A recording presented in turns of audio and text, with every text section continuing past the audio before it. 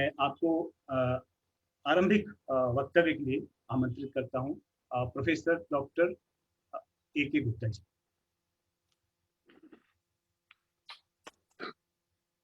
धन्यवाद ओझा जी, आपका, और धन्यवाद डियर के.जी. सुरेश जी। आपने जिस ढंग से मेरा परिचय दिया, मैं अपने आप को नहीं समझता कि पता इस काबिल हूँ या नहीं, बट ये अच्छा लगा कि कुछ रिकॉग्निशन है, अच्छा काम करने की अच्छी रिकॉग्निशन मिलती है। आज जब हम बात कर रहे हैं कि लाइक मीन जो इतना कठिन समय चल रहा है हमारा कोविड का, हर रोज कोई ना कोई नई बात आती है। और आज मैंने एक बल्कि छोटा सा एक वो लिखा था कि अगर इस साल को बेस्ट टीचर का अवार्ड दिया जाए तो किसको देना चाहिए, तो मेरे ख्याल से वो कोविड-19 है। वो सबसे बढ़िया टीचर है इस बारी का, जिसको कि ये अवार्ड जाना चाहिए, क्योंकि उस कोविड-19 ने हम सबको इतना कुछ सिखाया है, पर बहुत महंगा सिखाया है। हम सीखते हैं, हम जैसे हम बात कर रहे हैं कि हम, I mean it is always better to learn, पर कई बार कुछ चीजें होती है जो सीखने का आपको बहुत बहुत हर्जाना भुगतना पड़ता है। तो ये एक वैसी सीख मिल रही है हमें कोविड-19 के थ्रू, जहाँ पे हमें ये पता चल रहा है कि जीना कैसे है, ये पता चल रहा है कि हमें अपनी कितनी चीजों को हमें सीमा में बांध के रखना है, क्या अपेक्षाएं रखनी है, और कितनी हमारी लिमिटेशन है, और क्या हमारे बस में है। पहले आदमी था कि वो सोचता मैं, आई मीन साइंस ने इतनी तरक्की कर दी है, कुछ भी कर सकता है। तो आज वो सब चीजें डामाडोल हो रही हैं, परंतु इसका मतलब ये नहीं है कि हमारे पास कुछ है नहीं। तो ये एक हमारी समय की विडंबना है कि हम समय में अच्छी अच्छी चीजें भी देखते हैं, समय में कुछ खराब खराब चीजें भी आती हैं। और ये भी एक प्रकृति का नियम है कि जब बहुत ज्यादा किसी चीज की अतः हो चुकी होती है, तो उसको बराबर करने के लिए कुछ ना कुछ हमें ना जो नेचुरल वे में कहीं ना कुछ वो इस तरह की चीजें आती हैं, जहां से पता लगता है कि हम, यस, हमारे ऊपर कोई है। और जैसे कि I mean KG. Suresh ji ने बताया कि हम तो मानते ही हैं अपने ट्रीटमेंट के, आई ट्रीट ही क्योर, तो he is the supreme body, he means the God, जिसको हम नमन करते हैं और जिसको हम अमीन ये मान के चलते हैं कि ये प्रकृति चलाने वाला है और उसी की मर्जी से सब कुछ चल रहा है। परंतु साइंस एक ऐसी चीज है जो कि एक्सपेरिमेंट और रिजल्ट, और एक्सपेरिमेंट और रिजल्ट की भूखी रहती है हमेशा।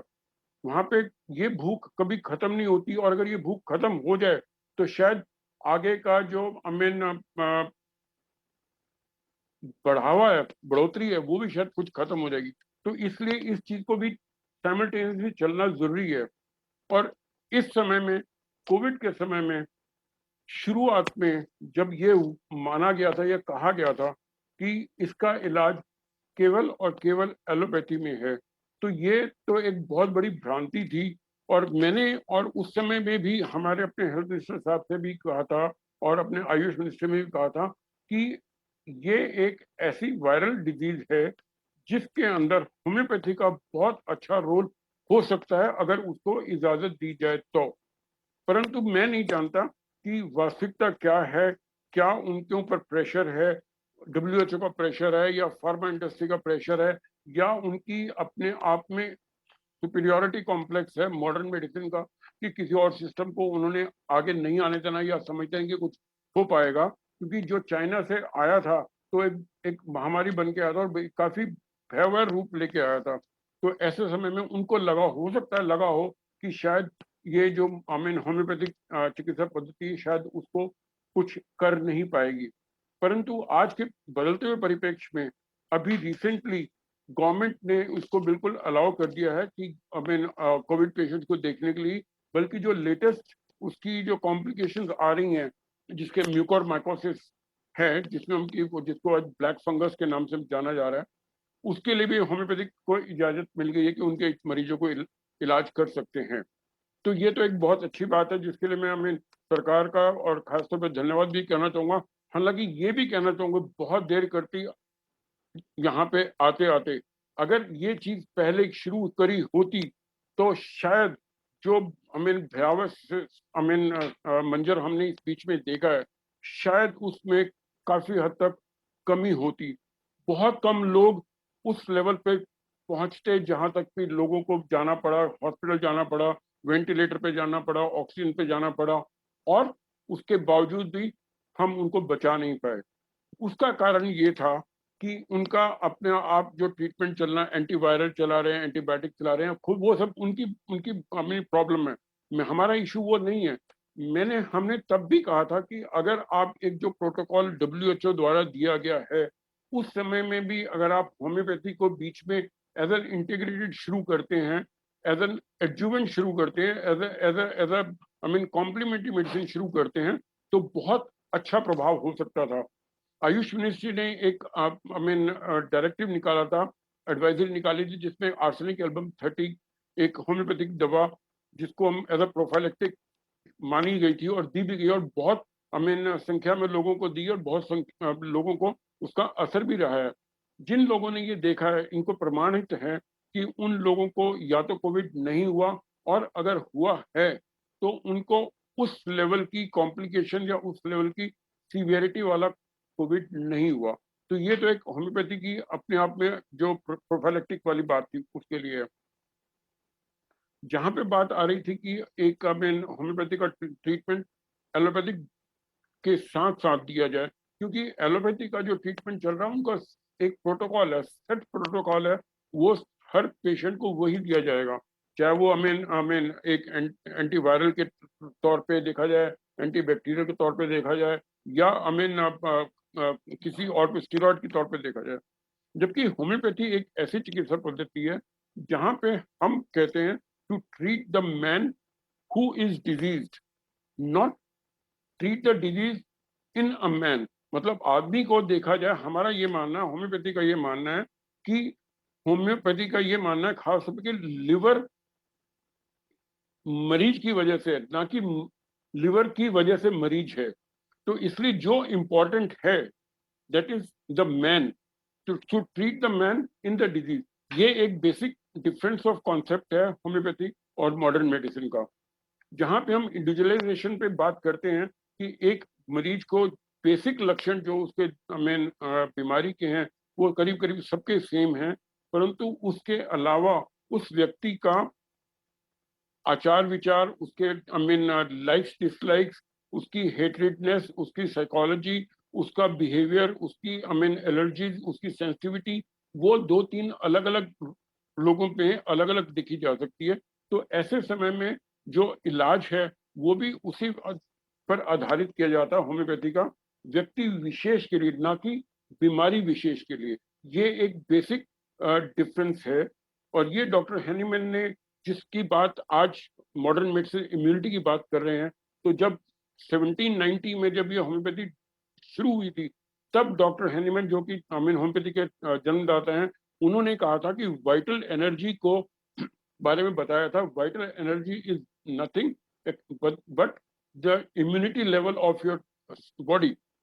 अगर आपकी बॉडी में वाइटल एनर्जी में कहीं पे कुछ दोष आता है, या कहीं पे डिस्पैरिटी आती है, या कहीं पे आई मीन उसमें इम्बैलेंस होता है, तब वो व्यक्ति किसी न किसी बीमारी के रूप में अपने आप को पाता है। तो अगर हम उस बेसिक शक्ति जो उसकी आई मीन जैविक शक्ति है, जो उसकी वाइटल एनर्जी है, उसको हम बूस्टअप कर सकें या उसको मेंटेन कर सकें, तो वो व्यक्ति किसी भी अप्रिय और किसी भी जो संभावित इन्फेक्शन है उसको जूझने में और पार करने में अपने आप को समर्थ पाएगा, और वो बिल्कुल उस चीज को सह पाएगा।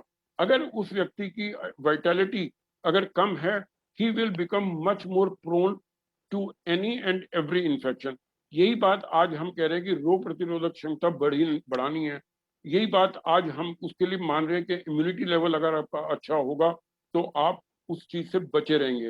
हाँ, ये बात उसके लिए हम अलग है कि हम इम्यूनिटी लेवल को कैसे कैसे बढ़ाएं, वो एक अलग विषय है। परंतु जो बेसिक विषय था कि अगर इम्यूनिटी लेवल ही आपकी अच्छी है तो आप you will not fall prey to the disease. ये एक बेसिक कॉन्सेप्ट है होम्योपैथी का। अब जैसे अभी पीछे आई मीन कुछ इस तरह के हालात हुए थे कि जब ऑक्सीजन की प्रॉब्लम हो रही थी, ऑक्सीजन सडनली लो जाना शुरू हो गया था, और लोग बाग बहुत हताश थे, ऑक्सीजन मिल नहीं रही थी, बेड्स मिल नहीं रहे थे, हॉस्पिटल अवेलेबल नहीं थे। और ऐसे समय में कुछ आई मीन वहां से निकल के आया था कि कुछ होम्योपैथिक दवाइयां हैं जो कि बहुत अच्छा रिस्पांस दे रही है ऑक्सीजन लेवल बढ़ाने में। और ये बिल्कुल सत्य है, उन जिसमें ऑक्सीजन लेवल होम्योपैथिक दवाओं से बहुत अच्छा इम्प्रूव हुआ भी है। हमने हमारे कई मरीजों में हमने देखा जिनका ऑक्सीजन लेवल 75-80 भी गया था, वो मेडिसिन के बाद ठीक हुआ। परंतु फिर ये कह देना कि हर मरीज जिसको भी ऑक्सीजन कम है वो उसी होम्योपैथी दवाई से ठीक हो जाएगा, ये गलत है। यहाँ पे हर मैंने इसी चीज के लिए, जैसे अभी केजी सुरेश भाई जी ने भी बताया कि मैं अपने अपने होम्योपैथिक डॉक्टर्स के साथ भी इस बारे में संवाद कर लेता हूँ, इस बारे में मैं विचार विमर्श करता हूँ कि कोई गलत धारणा ना जाए बाहर में, जिससे लोग अपने आप दवा ले लेते हैं तो उससे बजाय फायदा होने के या ये समझ कि वो फायदा नहीं होगा जो कि होना चाहिए। तो ऐसे में अगर हमें जो जो डिजायरेबल रिजल्ट है वो नहीं मिला, तब भी तो प्रॉब्लम ही हुई ना। तो अगर वही चीज आप किसी अपने होम्योपैथिक चिकित्सक के पास जाके बता के लेते हैं, तब उसको प्रॉपर दवा मिलेगी और वो उस चीज से बिल्कुल उभर पाएगा। वहां पे हो सकता है उसको ऑक्सीजन की सिलेंडर की जरूरत ना पड़े। परंतु अगर ए व्यक्ति को ए दवाई दी है तो जरूरी नहीं कि बी व्यक्ति को भी ए दवाई दी जाएगी। इस चीज का खास तौर पे पता होना चाहिए। और इस चीज पे मैं बल्कि आपके माध्यम से, और बल्कि एक अपने जो, क्योंकि पत्रकारिता का आपका वो है, तो यहाँ पे मैं चाहूंगा कि ये लोगों तक ये बात पहुंचे कि सेल्फ मेडिकेशन वेदर एलोपैथिक और homeopathic should not be done. क्योंकि यहाँ पे खाली एक चिकित्सक है जिसको पता कि दवा कब देनी है, कितनी देनी है और कब बंद करनी है। और यहाँ पे कुछ हमें लोगों के साथ ऐसा भी हुआ कि ये मान के चल रहे थे कि होम्योपैथिक दवा कोई नुकसान नहीं करती, हम भी कहते हैं नुकसान नहीं करती, तो इसलिए वो उसको खाते जाते हैं। तो ये भी एक गलत तरीका है, क्योंकि उस तरीके में भी जो होम्योपैथिक मेडिसिन की एफिकेसी है दैट विल गेट डिस्टर्ब। तो यहाँ पे एक होम्योपैथ का बताना कि कहाँ पे उसको बंद करना है वो भी जरूरी है। तो इसलिए मैं डेफिनेटली ये चीज बहुत क्लियर है कि which should be going to the people कि people should not do self medication even in whether it is homeopathic और एलोपैथिक। इसी चीज कुछ लोगों ने उसमें ये समझा कि यहाँ पे हम अगर जैसे हमने बताया था कि ऑक्सीजन के लिए या हमें इम्यूनिटी बढ़ाने के लिए आर्सेनिक एल्बम 30 थी, कैम्फोर थी, वो दी।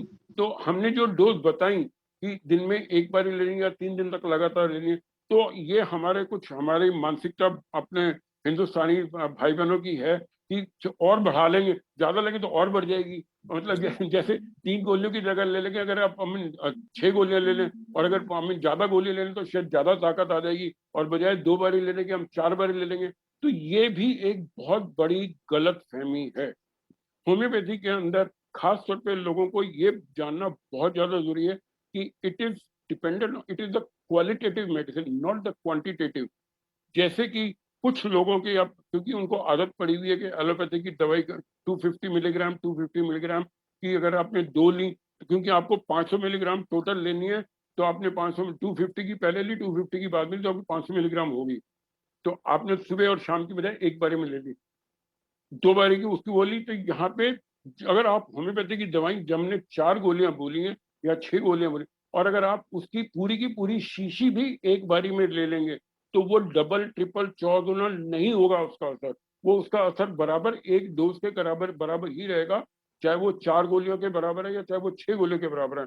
तो ये एक बहुत बहुत बहुत ही इंपॉर्टेंट चीज है जिसके बारे में लोगों को पता होना चाहिए। बल्कि मैं आपको यहाँ पे एक अपना एग्जाम्पल बताना चाहूंगा कि एक मेरे को रात को 2:30-3 बजे एक बार फोन आया कनाडा से मेरे पेशेंट का कि गलती से उनकी बच्ची ने वो दवाई पूरी की पूरी एक बारी में खा ली है। अब वो घबरा के, क्योंकि रात को 2:30 बजे उठा रहे हैं कि मतलब डॉक्टर साहब कुछ हो तो नहीं का। मैं कहा शुक्र करो कि होम्योपैथिक दवाई थी, हाँ अगर एलोपैथी की होती तो जरूर हमें लेने के देने पड़ सकते, पर इसमें ऐसा कुछ नहीं होगा। परंतु फिर भी आप इस चीज का ध्यान रखें कि बच्चों के हाथ में शीशी ना दें इस तरह की, ताकि वो हमें पूरी की पूरी एक बार में ही खा लें या फेंक दें। तो ये कुछ चीजें हैं जो मैं बताना चाह रहा था। और कोविड के संदर्भ में हमने बहुत अच्छे रिजल्ट देखे हैं, जहाँ पे जो एसिम्टोमेटिक वो वाले लोग हैं वो भी जिनके माइल्ड सिम्टम्स हैं वो भी, और जिनके सीवियर सिम्टम वाले हैं वो भी, वो सब होम्योपैथी को रिस्पॉन्ड करते हैं, प्रोवाइडेड उनके लक्षणों के आधार पर दवाई दी जा रही है, ना कि सुनी सुनाई जो कि व्हाट्सएप यूनिवर्सिटी से आई है या सोशल मीडिया के उससे आई है। तो वहां पे इन जो सजेशन हैं, उन सजेशन को ना तो आपको अपनाना चाहिए, ना ही किसी को देना चाहिए। कि मतलब आप जैसे आमतौर पे ये कहा जा रहा है कि लाइक ये आया तो अपने भाई बंधुओं में, और तू भी ये खा ले, तू भी वो खा ले, मैंने ये लिया था वो लिया था। तो इस चीज से परहेज करें, क्योंकि खास तौर पे वो इस कोविड के समय में हम नहीं चाहते कि पेशेंट की इम्यूनिटी अननेसेसरली खराब हो, या उसकी इम्यूनिटी बढ़े ना, और जो जिसके लिए हम जो चीज ले रहे हैं वो तो हुआ नहीं, तो अभी तो फायदा नहीं हुआ ना। और ऐसे समय में गलत जो धारणा है उनको प्रचार प्रसार ना किया जाए, बल्कि प्रचार प्रसार सिर्फ उन चीजों का होना चाहिए जो कि पॉजिटिव हैं, जो कि मरीज के लिए और मरीज के अटेंडेंट के लिए लाभदायक हैं। जो उनको, अगर उन पे कहीं पे भी किसी को दिक्कत होती है तो वो अपने निकटतम होम्योपैथिक चिकित्सक के पास जा सकता है, उनके बारे में बात कर सकता है। और बल्कि हमने अपने एकेजी ओवीएम्स में हमने एक अपनी हेल्पलाइन भी शुरू की हुई है, जिसमें हम किसी भी कोविड और कोविड रिलेटेड पेशेंट और मतलब जो आफ्टर कोविड वाले सिम्टम भी हैं उनके लिए होम्योपैथी और साइकोलॉजी दोनों की हेल्पलाइंस हैं, जहाँ पे पेशेंट्स किसी भी अपने समस्या का समाधान पा सकते हैं, और ये बिल्कुल निःशुल्क है।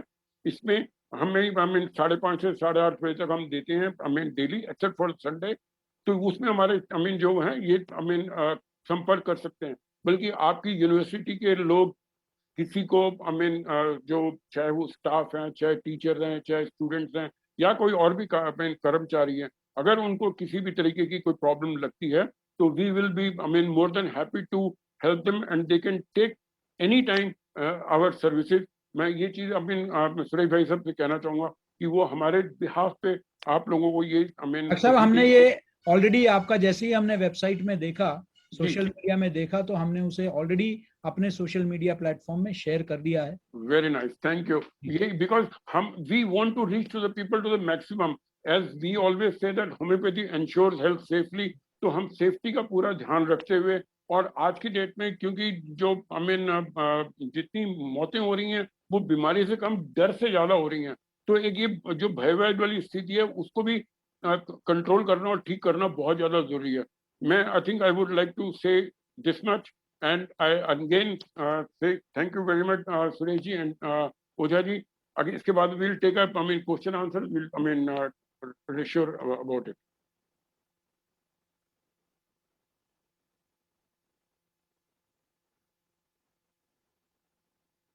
जी, ओझा जी आपका वो, ओझा जी आप म्यूटेड हैं। म्यूट है।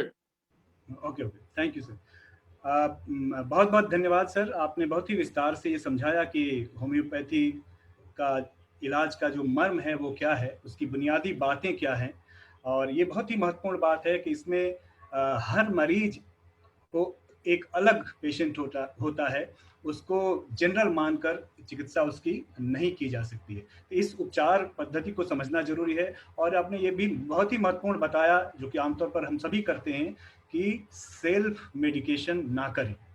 होम्योपैथी को मान के चला जाता है कि चूंकि उसका कोई एडवर्स इफेक्ट नहीं हो सकता, तो हम लोग खाते रहते हैं। तो ये सावधानी आपने बरतने को कहा है, आपका बहुत बहुत शुक्रिया। अब मैं डॉक्टर संकेत गुप्ता जी से अनुरोध करूंगा कि वो अपनी बात रखें ब्रीफ में उनके बारे में। हमने एक बहुत ही अनुभवी 4 दशकों के अनुभव वाले प्रैक्टिशनर की बात सुनी, और जैसा सर ने शुरू में कहा था कि आप एक हमारे बीच एक युवा, और ये युवा प्रैक्टिशनर भी कोई कम नहीं है। आप पिछले 11 वर्षों से ओवी हैम्स के साथ काम कर रहे हैं, आप उसमें सलाहकार हैं। इसके पहले आपने JRK होम्योपैथ कॉलेज में अध्यापन किया है, और इस कम उम्र में ही आपको आपके इस काम के लिए और योगदान के लिए हनीमन अवार्ड और साथ में युगल किशोर अवार्ड जो होम्योपैथी में दिया जाता है वो आपको प्राप्त है। तो आपके बहुत संक्षेप में आपके जो है कोविड और इसके संदर्भ में अभी के क्या अनुभव हैं उसके बारे में ब्रीफली बताइएगा, उसके बाद हम लोग सवाल जवाब पर जाएंगे। डॉक्टर संकेत जी, सभी को मेरा बहुत नमस्कार और very I mean happy and thankful to KG sir कि ये एक अपॉर्चुनिटी आज दी है मुझे बात करने के लिए। देखिए, होम्योपैथी में इस समय में आज की डेट में जो कोविड ने में रोल निभाया है वो बहुत ही अच्छा निभाया है। मैंने खुद खूब सारे पेशेंट्स देखे हैं और ठीक किए हैं, and even not just Covid, और जो अभी पोस्ट कोविड में भी जो पेशेंट्स आ रहे हैं हमारे पास, उसमें भी होम्योपैथी का बहुत अच्छा रोल देखा गया है। पोस्ट कोविड केसेस में जैसे कि वीकनेस पेशेंट्स को बहुत रहती है। इवन मैं हमेशा अपने मरीजों को कहता हूँ, पॉजिटिव रिपोर्ट या नेगेटिव रिपोर्ट कुछ नहीं होता, आपका रोग खत्म होना चाहिए। आपकी बीमारी पे ने को उस वायरस ने जो इंजरी करी है आपके लंग्स पे या आपके बाकी बॉडी पार्ट्स पे, वो जब तक खत्म नहीं होगी तब तक आप निरोगी नहीं है, तब तक आप क्योर नहीं है। सो उन केसेस में होम्योपैथी का बहुत ही अच्छा रोल देखा गया है, बहुत ही इफेक्टिव रोल देखा गया है, एंड बहुत ही कम समय में लोग पूरी तरह बिल्कुल ठीक हो रहे हैं।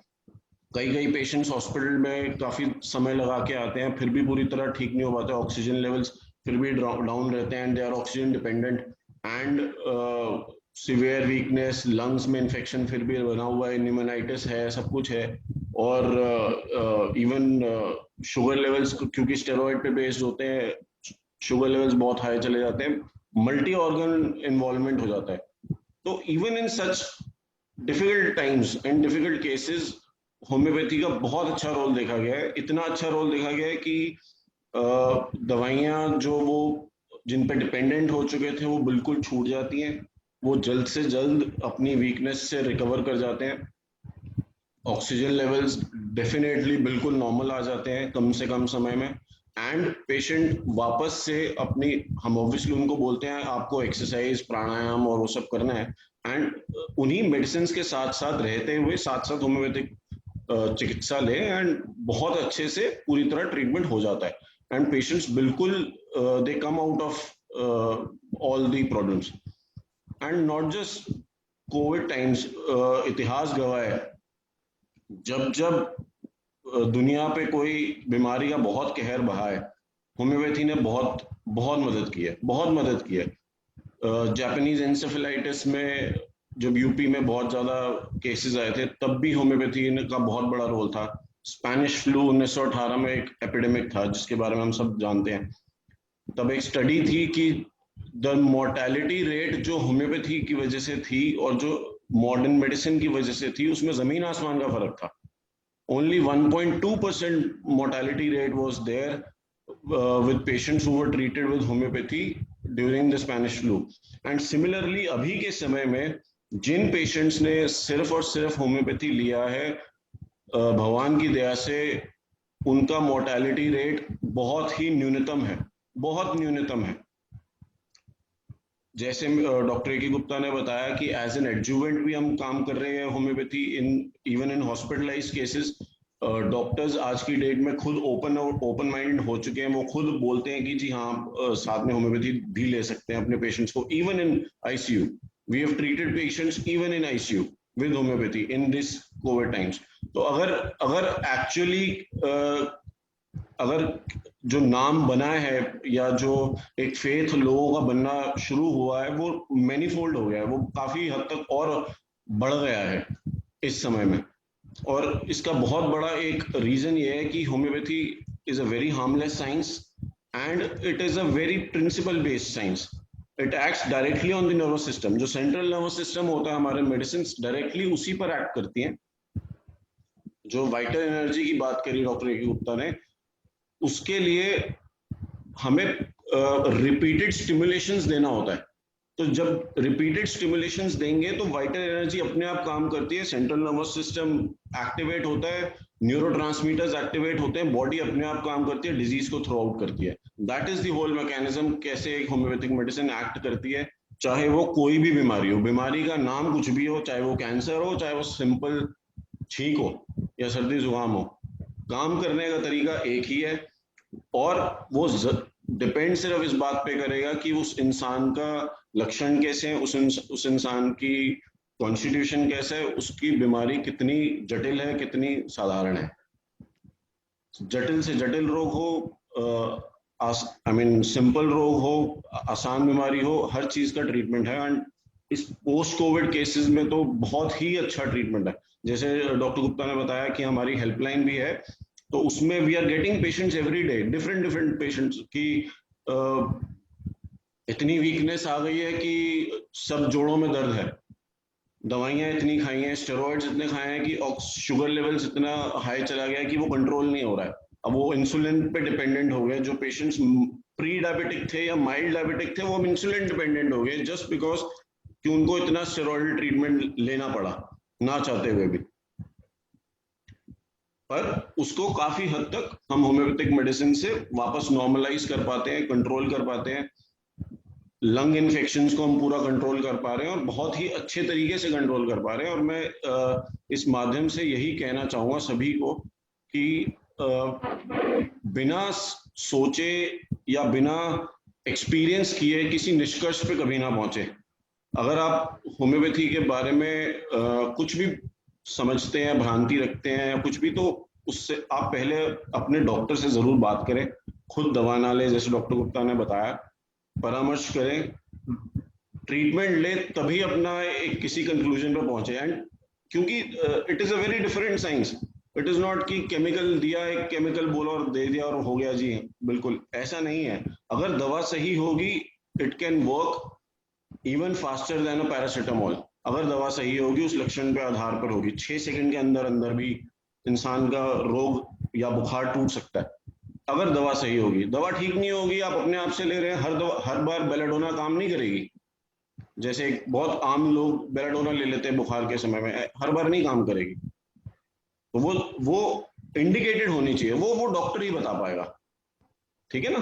तो अगर हम डॉक्टर के कंसल्टेशन में रहेंगे, ऐसी कोई भी परेशानी नहीं है जो होम्योपैथी से ठीक नहीं करी जा सकती। एंड इवन इन, जैसे मैं बार बार कह रहा हूँ, पोस्ट कोविड केसेस में फैंटास्टिक रिजल्ट्स, बहुत ही अच्छे रिजल्ट्स हैं, बहुत अच्छे रिजल्ट्स हैं। मतलब इतने अच्छे रिजल्ट्स हैं कि लोग खुद आके, जो कभी जिन्होंने होम्योपैथी ली नहीं थी, सुना भी नहीं था कि ऐसा कुछ हो भी सकता है, ऐसी कोई साइंस भी हो सकती है। कई लोग ऐसे भी हैं कि कभी ली भी नहीं, वो भी अब होम्योपैथी के शरण में आ चुके हैं और बहुत खुश हैं, जस्ट बिकॉज कोविड के टाइम पे उनको इतनी हेल्प मिली। That's it.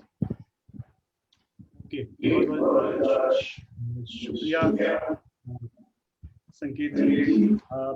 कुछ सवाल आ गए हैं जी। अभी अंतिम बात आपने जो कही, खास तौर से कि ये एक सवाल आता है कि होम्योपैथिक दवाएं बहुत धीमे काम करती हैं जी। आपने बहुत ही स्पष्ट कहा कि अगर लक्षण पहचाने जी, तो लक्षण इसमें शायद पहचानना बहुत ही जरूरी है।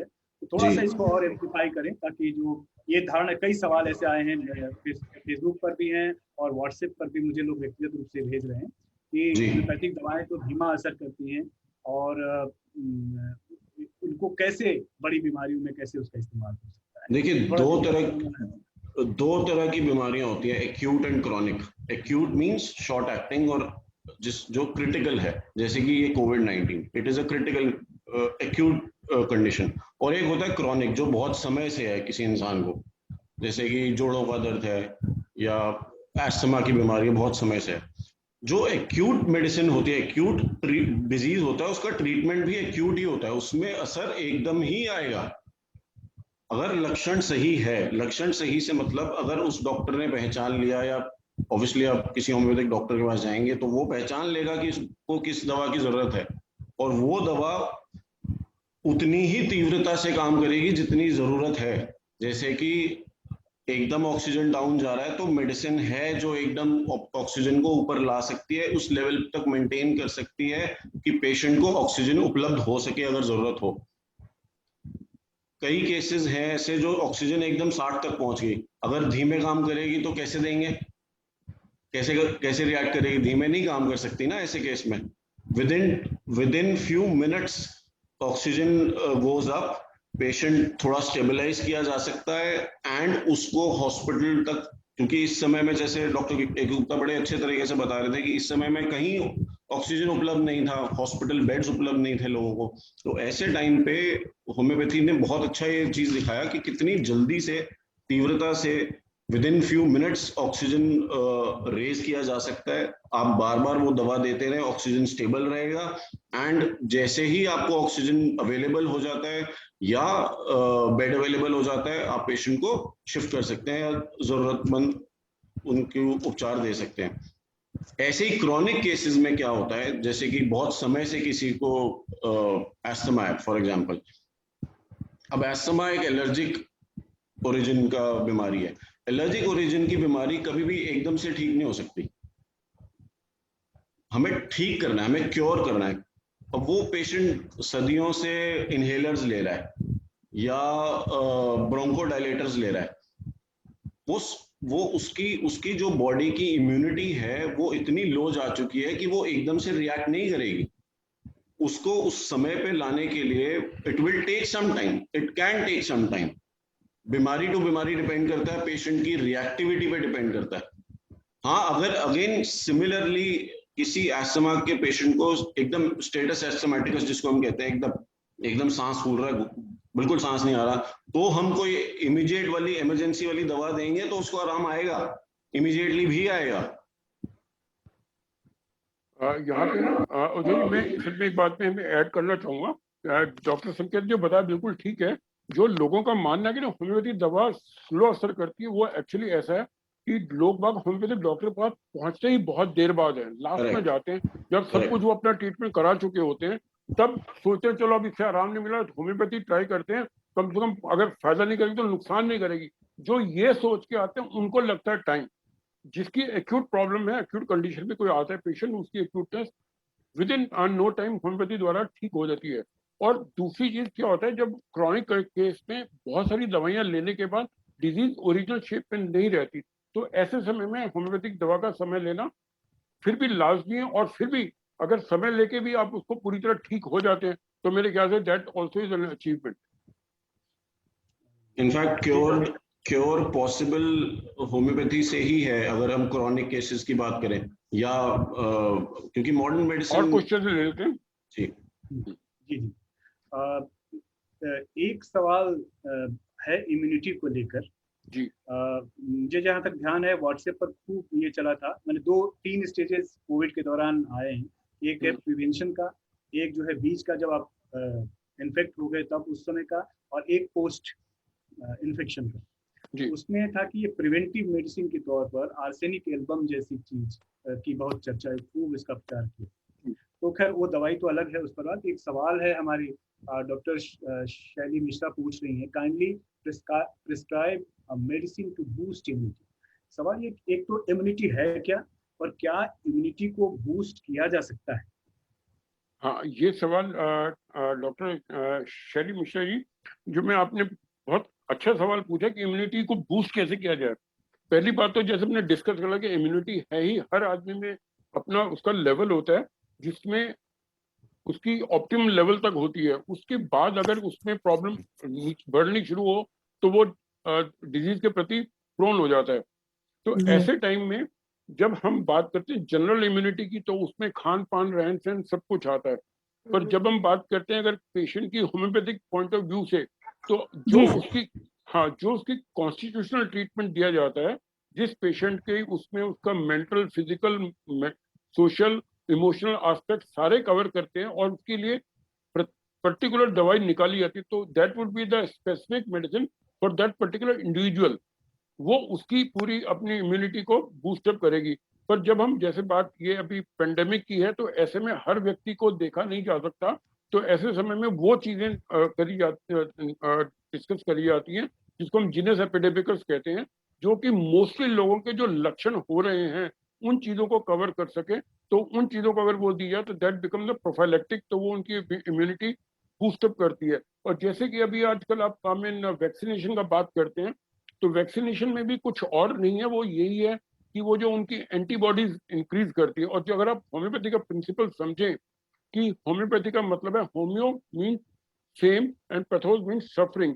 तो जब जैसे ये कहावत है ना कि लोहा लोहे को काटता है, तो होम्योपैथी का बेसिक प्रिंसिपल ही यही है, let like be treated by like, यानी सिमिलर सिमिलियस करंटर। अगर किसी व्यक्ति को कुछ दवा दी जाती है और उसमें कुछ वो लक्षण पैदा होते हैं, ये ड्रग प्रूविंग में देखा जाता है, तो वही लक्षण अगर किसी व्यक्ति में जो कि बीमार है वो लेके आता है तो उसको वो दवाई दी जाती है तो वो व्यक्ति पूरा ठीक हो जाता है। तो ये चीज एक बेसिक प्रिंसिपल है, क्योंकि वो उसकी इम्यूनिटी को बूस्टअप करता है। तो यहाँ पे ये जो आपका क्वेश्चन है वो ये जनरल इम्यूनिटी बूस्टअप करने के लिए तो आपके लिए हमें सबसे बड़ी चीज है सकारात्मक सोच। एनवायरनमेंट, आप किस एनवायरनमेंट में रह रहे हैं।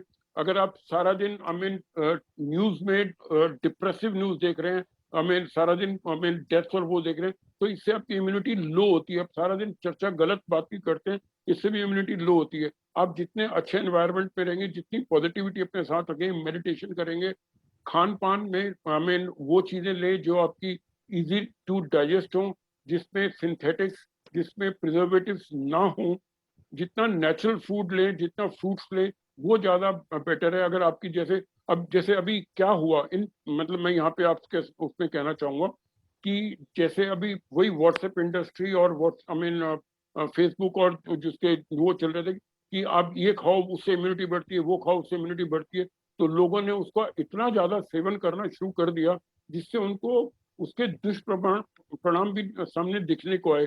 किसी को मुंह में छाले हो गए, किसी को बवासीर हो गई, किसी को नाक से ब्लीडिंग हो गई, किसी को पेट से ब्लीडिंग हो गई, क्योंकि उन्होंने ये कहा कि खूब काढ़ा पियो, काढ़े से आपको इम्यूनिटी बढ़ती है।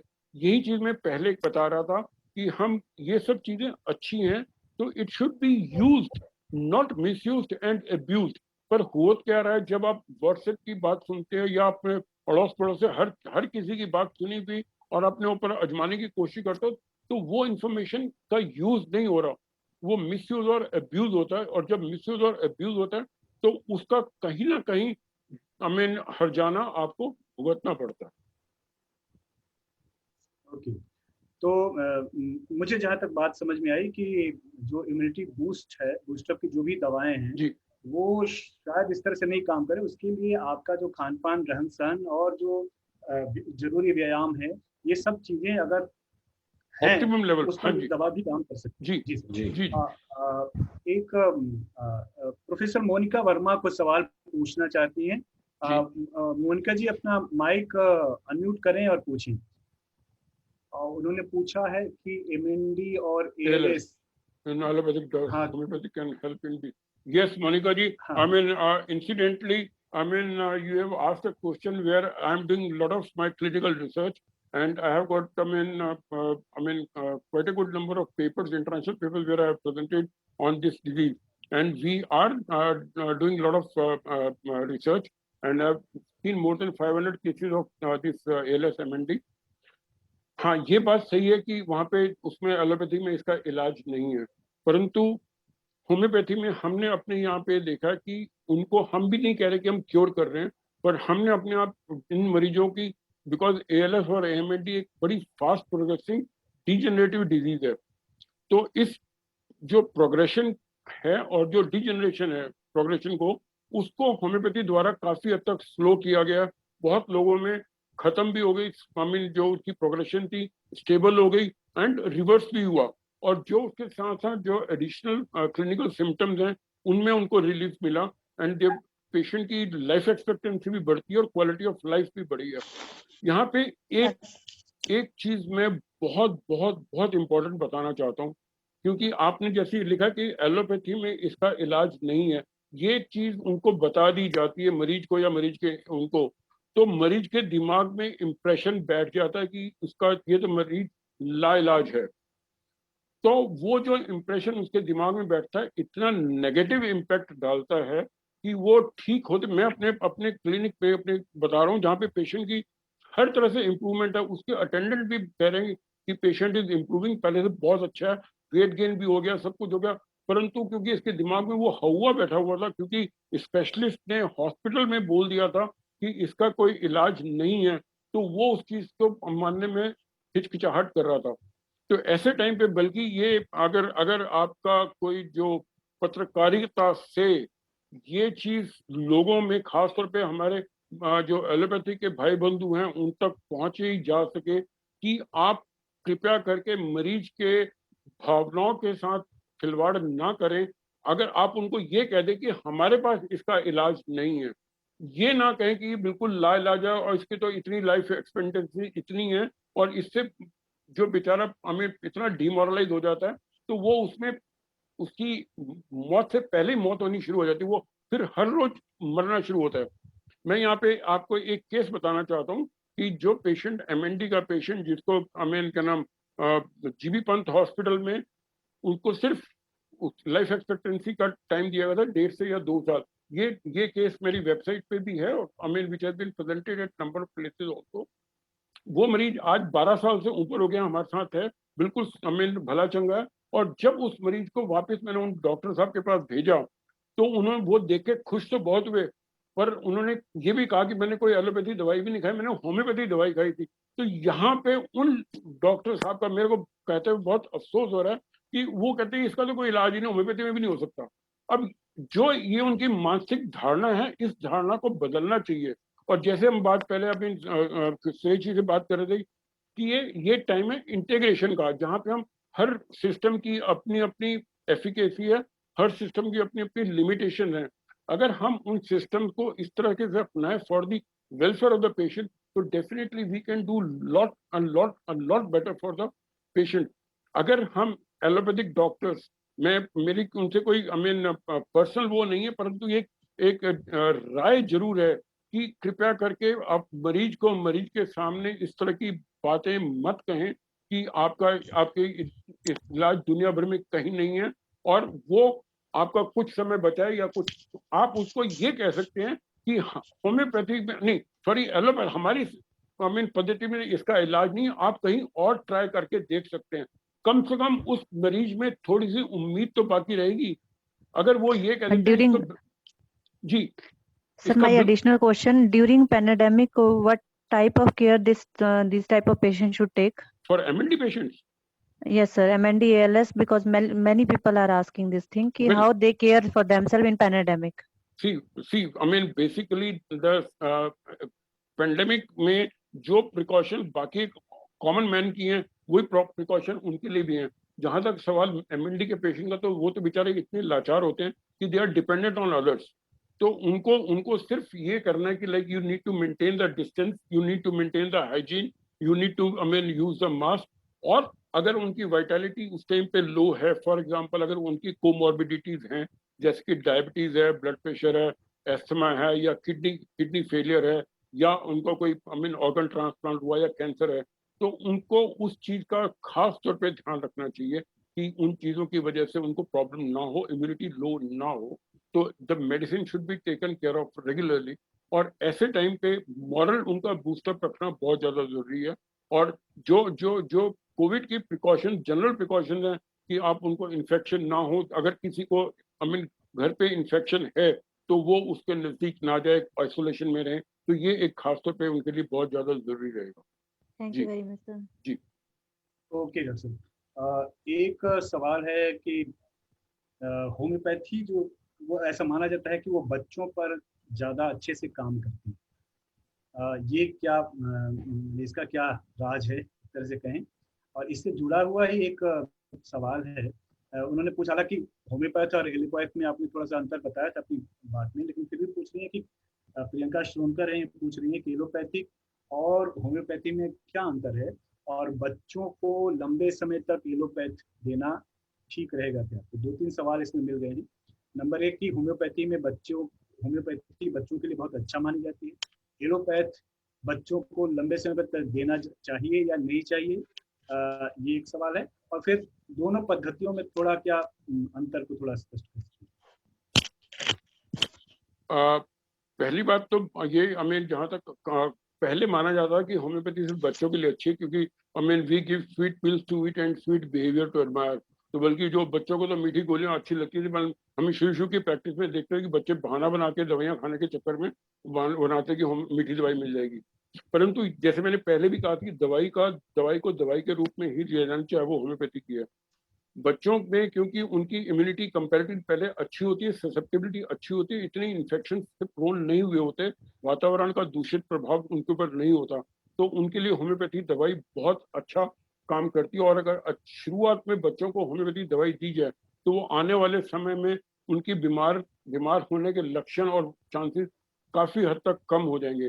जैसे आपने दूसरा सवाल पूछा कि एलोपैथी ज्यादा देर देने से नुकसान हो सकता है, जहां तक अगर आप हर रोज पेपर में भी देखते होंगे और टीवी में भी सुनते होंगे कि ये दवाई दी थी तो उसका ये साइड इफेक्ट है, उसकी वजह से दूसरी प्रॉब्लम शुरू हो गई। तो ये जितना हो सके, जितना हम नेचुरल फेम में रखें उतना ज्यादा अच्छा है। तीसरा क्वेश्चन था आपका बच्चों के लिए, दोनों पद्धतियों में अंतर क्या?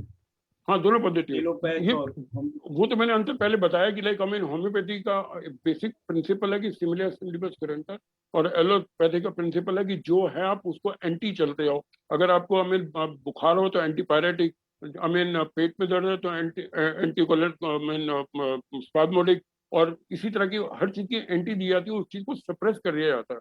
वो सप्रेस क्योंकि वो केमिकल बेस्ड होती हैं तो वो for the time being suppressed हो जाती है और पेशेंट ठीक लगता है, थोड़ी देर के लिए ठीक था, परंतु अगर उसका जब तक रूट से निवारण नहीं ना हो तब तक वो प्रॉब्लम खत्म नहीं होती। दैट इज वाई जो एलोपैथिक में मरीज जाते हैं, जैसे टॉन्सिलाइटिस का मरीज है, उसको पहले वो गया ठीक हुआ, थोड़ी देर बाद फिर दोबारा प्रॉब्लम हो गई, फिर प्रॉब्लम हो गई, पर उसकी जो टेंडेंसी है वो टेंडेंसी खत्म नहीं होती। वही पेशेंट अगर होम्योपैथी के पास जाता है तो उसको कुछ देर के लिए, चाहे वो एस्थमेटिक हो, चाहे वो टॉन्सिलाइटिस का पेशेंट हो, चाहे वो साइनोसाइटिस का हो, तो अगर उसको ट्रीटमेंट उसके कॉन्स्टिट्यूशन के बेस पे दिया जाता है तो उसकी जो टेंडेंसीज है वो पूरी टेकन केयर ऑफ हो जाती हैं और वो उस चीज से कंप्लीटली निजात पा जाता है।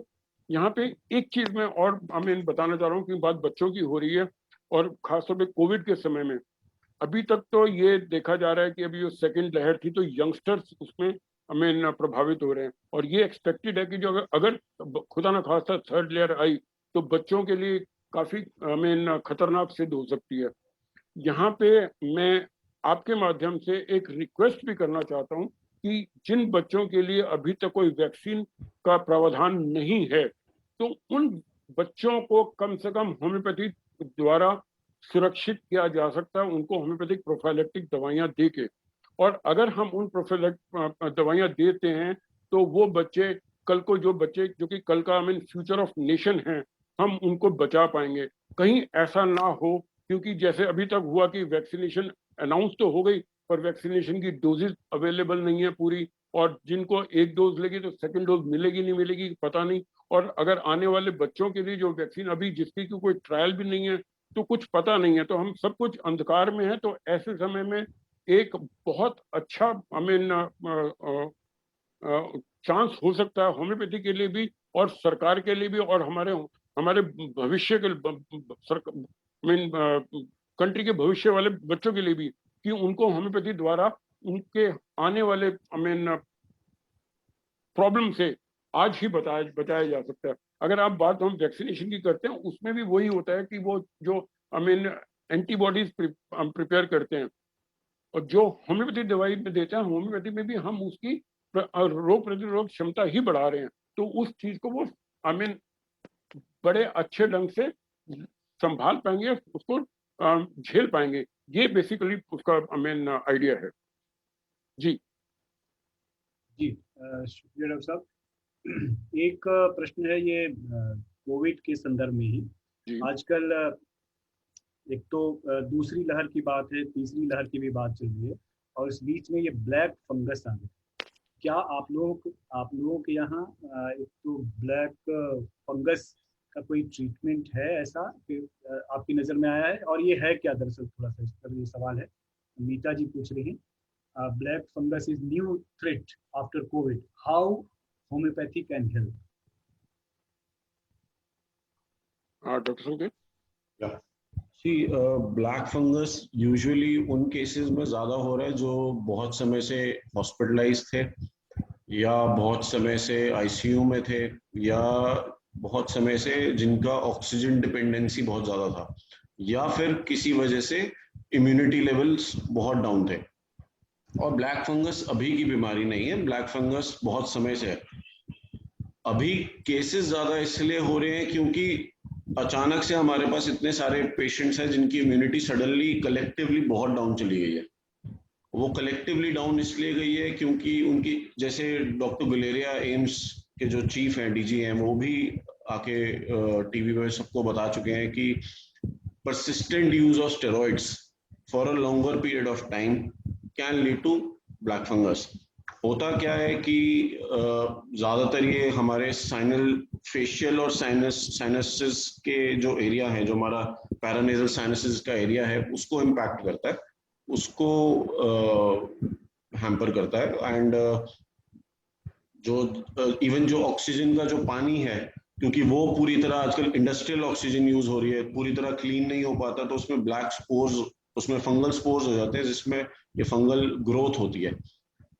ग्रोथ होने की वजह से यू इनहेल दैट, आप इनहेल करते हैं तो आपका जो रेस्पिरेटरी एरिया है, नेजल कैविटी है, बक्कल कैविटी है, माउथ कैविटी है, उसमें फंगल जो फंगल ऑर्गेनिजम्स है वो ग्रो करना स्टार्ट कर देता है। म्यूकोरमाइकोसिस, म्यूकोसाइट्स कहते हैं इनको। एंड वो ग्रो करने स्टार्ट कर देते हैं। जब वो ग्रो करने स्टार्ट करते हैं तो ये पूरा एरिया, जैसे एक साइड का यूजुअली यूनिलैटरल होता है, एक साइड का वो पूरा एरिया उसको इम्पैक्ट करता चला जाता है। एंड इंसान की कभी कभी देखने की क्षमता चली जाती है। इवन कुछ केसेस में they have been able to, मतलब उनको पूरा निकालना पड़ा है सर्जिकली।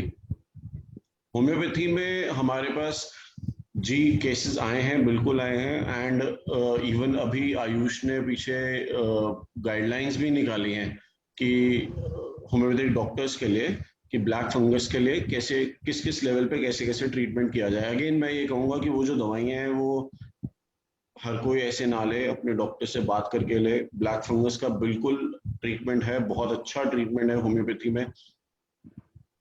सबसे जरूरी बात यही है, मैं बार बार हम उसी बात पे आ जाते हैं कि हम वहां तक पहुंचे ही क्यों। हम वहां पहुंच इसलिए रहे हैं क्योंकि हम बहुत बहुत समय से हम बीमार चल रहे हैं, हम बहुत समय से ऐसी दवाइयां खा रहे हैं। शायद अगर हम बाकी ऑल्टरनेटिव सिस्टम्स ऑफ मेडिसिन को चांस दें तो शायद हम ब्लैक फंगस की शक्ल देखेंगे भी नहीं। ये एक बहुत जरूरी बात है समझनी, क्योंकि देखिए क्या होता है कि अभी there is no fixed protocol, no fixed medicine in allopathy और modern medicine right now for कोविड-19। तो वो बहुत अग्रेसिवली ट्रीट कर रहे हैं, वो बिल्कुल ठीक है उस चीज में। पर जब आप किसी चीज को इतना अग्रेसिवली ट्रीट करते हैं तो आपका जो खुद का बॉडी का रिस्पॉन्स होता है ना, it takes a huge beating. मतलब मार पड़ गई है आपके सिस्टम को जबरदस्त तरीके से। तो जब मार पड़ती है तो बॉडी, और जो चोट खाया हुआ है उस पर, और it becomes a factory for infections, hospital born infections. फिर ये ब्लैक फंगस टाइप इन्फेक्शंस, ये सब यूजुअली तभी होते हैं जब आपकी इम्यूनिटी इतनी कॉम्प्रोमाइज हो जाती है। जैसे पहले सुपर बग भी आया था। जी हाँ, जैसे पहले सुपर बग भी आता, इसी वजह से आया था कि वो हॉस्पिटल इन्फेक्शन कहलाता है। जी, क्योंकि जैसे जैसे हम देख रहे हैं कि एंटीबायोटिक्स एक लेवल तक काम कर पा रही है, उसके बाद नहीं काम कर रही, बॉडी रिएक्ट नहीं कर रही, ऑर्गेनिजम्स म्यूटेट कर रहे हैं अपने आप से, वायरसेस म्यूटेट कर रहे हैं अपने आप से। क्यों? क्योंकि everything is acting on the biochemistry. Root cause नहीं समझा जा रहा है। रूट कॉज ये वायरस नहीं है, रूट कॉज ये है कि वही वायरस, ओझा भगवान ना करे, हमारे सामने अभी ओझा जी हैं, सुरेश जी हैं, हम 4-5 लोग अभी इस समय, हम में से किसी को हो जाए, चारों पांचों में असर अलग अलग होगा। क्यों अलग अलग होगा? वही वायरस चारों पांचों में अलग अलग क्यों रिएक्शन देगा? किसी में माइल्ड आएगा, किसी में मॉडरेट आएगा, किसी में सिवियर आएगा। वो इसीलिए आएगा डिपेंडिंग अपॉन हमारी इम्यूनिटी, हमारी वाइटल एनर्जी। अगर हम उस चीज को समझ के पेशेंट का ट्रीटमेंट करें, सवाल ही नहीं उठता कि वो बीमारी ठीक ना हो सके। फिर भी आई ट्रीट ही क्योर्स, अगर भगवान चाहेगा तो ही वो मरीज ठीक होगा। पर हाँ, अगर हम साइंटिफिकली उसको ट्रीट करें, this is the correct science. If you logic says treat the cause, always treat the cause. Cause is not only the virus. Virus is mutating every now and then, and this is not the first virus. Every virus, जिंदगी में जितने भी दुनिया में virus आएंगे हमेशा mutate होंगे। ये पहला वायरस नहीं है, ये आखिरी वायरस भी नहीं है। अगर हम अपनी इम्यूनिटी को नहीं बढ़ा के रखेंगे या उसके बेसिस पे ट्रीटमेंट नहीं करेंगे, हम कई ऐसी बाजियां फिर हारेंगे और ऐसी कई फिर समस्याएं ब्लैक फंगस जैसी आएंगी। ओके, एक सवाल है ये बबीता जी का, वो पूछ रही हैं कि ऐसा कहा जाता है कि होम्योपैथी में पहले रोग बढ़ता है, दवा लेने से रोग बढ़ता है, फिर धीरे धीरे ठीक हाँ, होता है। ये सही उदय जी सही है। मैंने पढ़ रहा हूँ ये सवाल बबीता जी का है ना, डॉक्टर बबीता घोष का। जी जी हाँ जी जी हाँ, बबीता जी आपने एक बहुत बहुत बहुत अहम सवाल पूछ लिया, क्योंकि ये आम लोगों की धारणा है कि ये पहले होम्योपैथी जो दवाई देते हैं पहले बीमारी बढ़ती है फिर धीरे धीरे कम होती है। जी सर। तो कि भाई उसमें फिर कई लोग यही सोच के इसी वजह से इलाज ही नहीं कराते पहले बीमारी बढ़ेगी तो वो उतनी, एग्जैक्टली। हाँ इतनी इतनी बर्दाश्त नहीं कर। तो ये मैं यहाँ पे बताना चाहूंगा, ये कुछ हद तक ये बात ठीक है, कुछ हद तक पूरी ठीक नहीं है। ये इसमें जो बढ़ने वाली बात है वो तब होती है जब पेशेंट की सप्रेशन हुई होती है। पहले जैसे मैंने, अगर आपने मेरे को शुरू में सुना हो तो मैंने कहा कि एलोपैथिक दवाई से हम जी। देते हैं, दवा देते हैं तो सप्रेस हो गया, ठीक हो गया, फिर दोबारा प्रॉब्लम हुई, फिर दवाई दी, फिर सप्रेस हो गया, फिर दवाई दी, फिर सप्रेस हो गया। तो वो जब इंटरनल पार्ट से जब तक आने में वो मरीज हमारे पास जिस कंडीशन में आता है तो वो कंडीशन उसकी काफी हद तक बदल चुकी होती है। और जी। जो जो जो इसका बेसिक प्रिंसिपल बताया था कि सिमिलर सिमिलियस करेंटर means let like be treated by like means to similar. और ये प्रकृति का नियम है कि two similars repel each other. ये तो बात मानते हैं ना कि एक म्यान में दो तलवारें नहीं रह सकती, ये कहावत सुनी ना हमने। तो उसमें क्या होता है, जो बीमारी ए है और जो ए डैश के रूप में हम दवा मरीज को देते हैं तो वो ए डैश उस मरीज में जाके तब असर करेगी जब वो ए से स्ट्रॉन्गर होगी। Is it right? तब जब वो स्ट्रॉन्गर होगी तब उसको वो बाहर जी। निकालेगी, अगर वो स्ट्रॉन्ग नहीं होगी तो वो खुद खुद दब जाएगी। इसका निर्धारण करने के लिए और निर्वाचन करने के लिए होम्योपैथिक चिकित्सक की काबिलियत और उस पर डिपेंड करता है और उसकी अंडरस्टैंडिंग पे। ठीक है, तो अभी जैसे अगर आप ये सुन रहे हैं वैक्सीन दे रहे हैं, है ना, तो वैक्सीन देने के बाद ये भी कहा जा रहा है कि कुछ सिम्टम आ सकते हैं। ये बात आपने सुनी आजकल, है ना? जी तो वो क्यों है, वो भी यही, जी। वो मैंने जैसे पहले बताया था, क्योंकि ये आर्टिफिशियल वो जो वायरल की वो चीज है बॉडी में इंड्यूस कर रहे हैं। अब आप जी। प्रिंसिपल, बेसिक प्रिंसिपल को समझें। यहाँ पे जो वैक्सीनेशन प्रिंसिपल है वो बेसिकली होम्योपैथिक प्रिंसिपल पे ही आधारित है ओके। कि जब हम जो सिमिलैरिटी, अब क्योंकि जो जो एंटीबॉडीज अब बॉडी में डाल रहे हैं जिसके प्रति बॉडी में अभी तक वो नहीं था, रोष नहीं था, कुछ आपने इंट्रोड्यूस करा तो बॉडी में जी। हलचल हुई, वो थोड़ी राइट। हलचल थोड़ी देर होगी और बाद में ठीक हो जाएगी। यही आपको कहा जा रहा है ना, वो जी। क्योंकि जब बाय दैट टाइम आपकी बॉडी उसको अडेप्ट कर लेगी। यही चीज एग्जैक्टली होम्योपैथिक दवाई के बारे में होती है।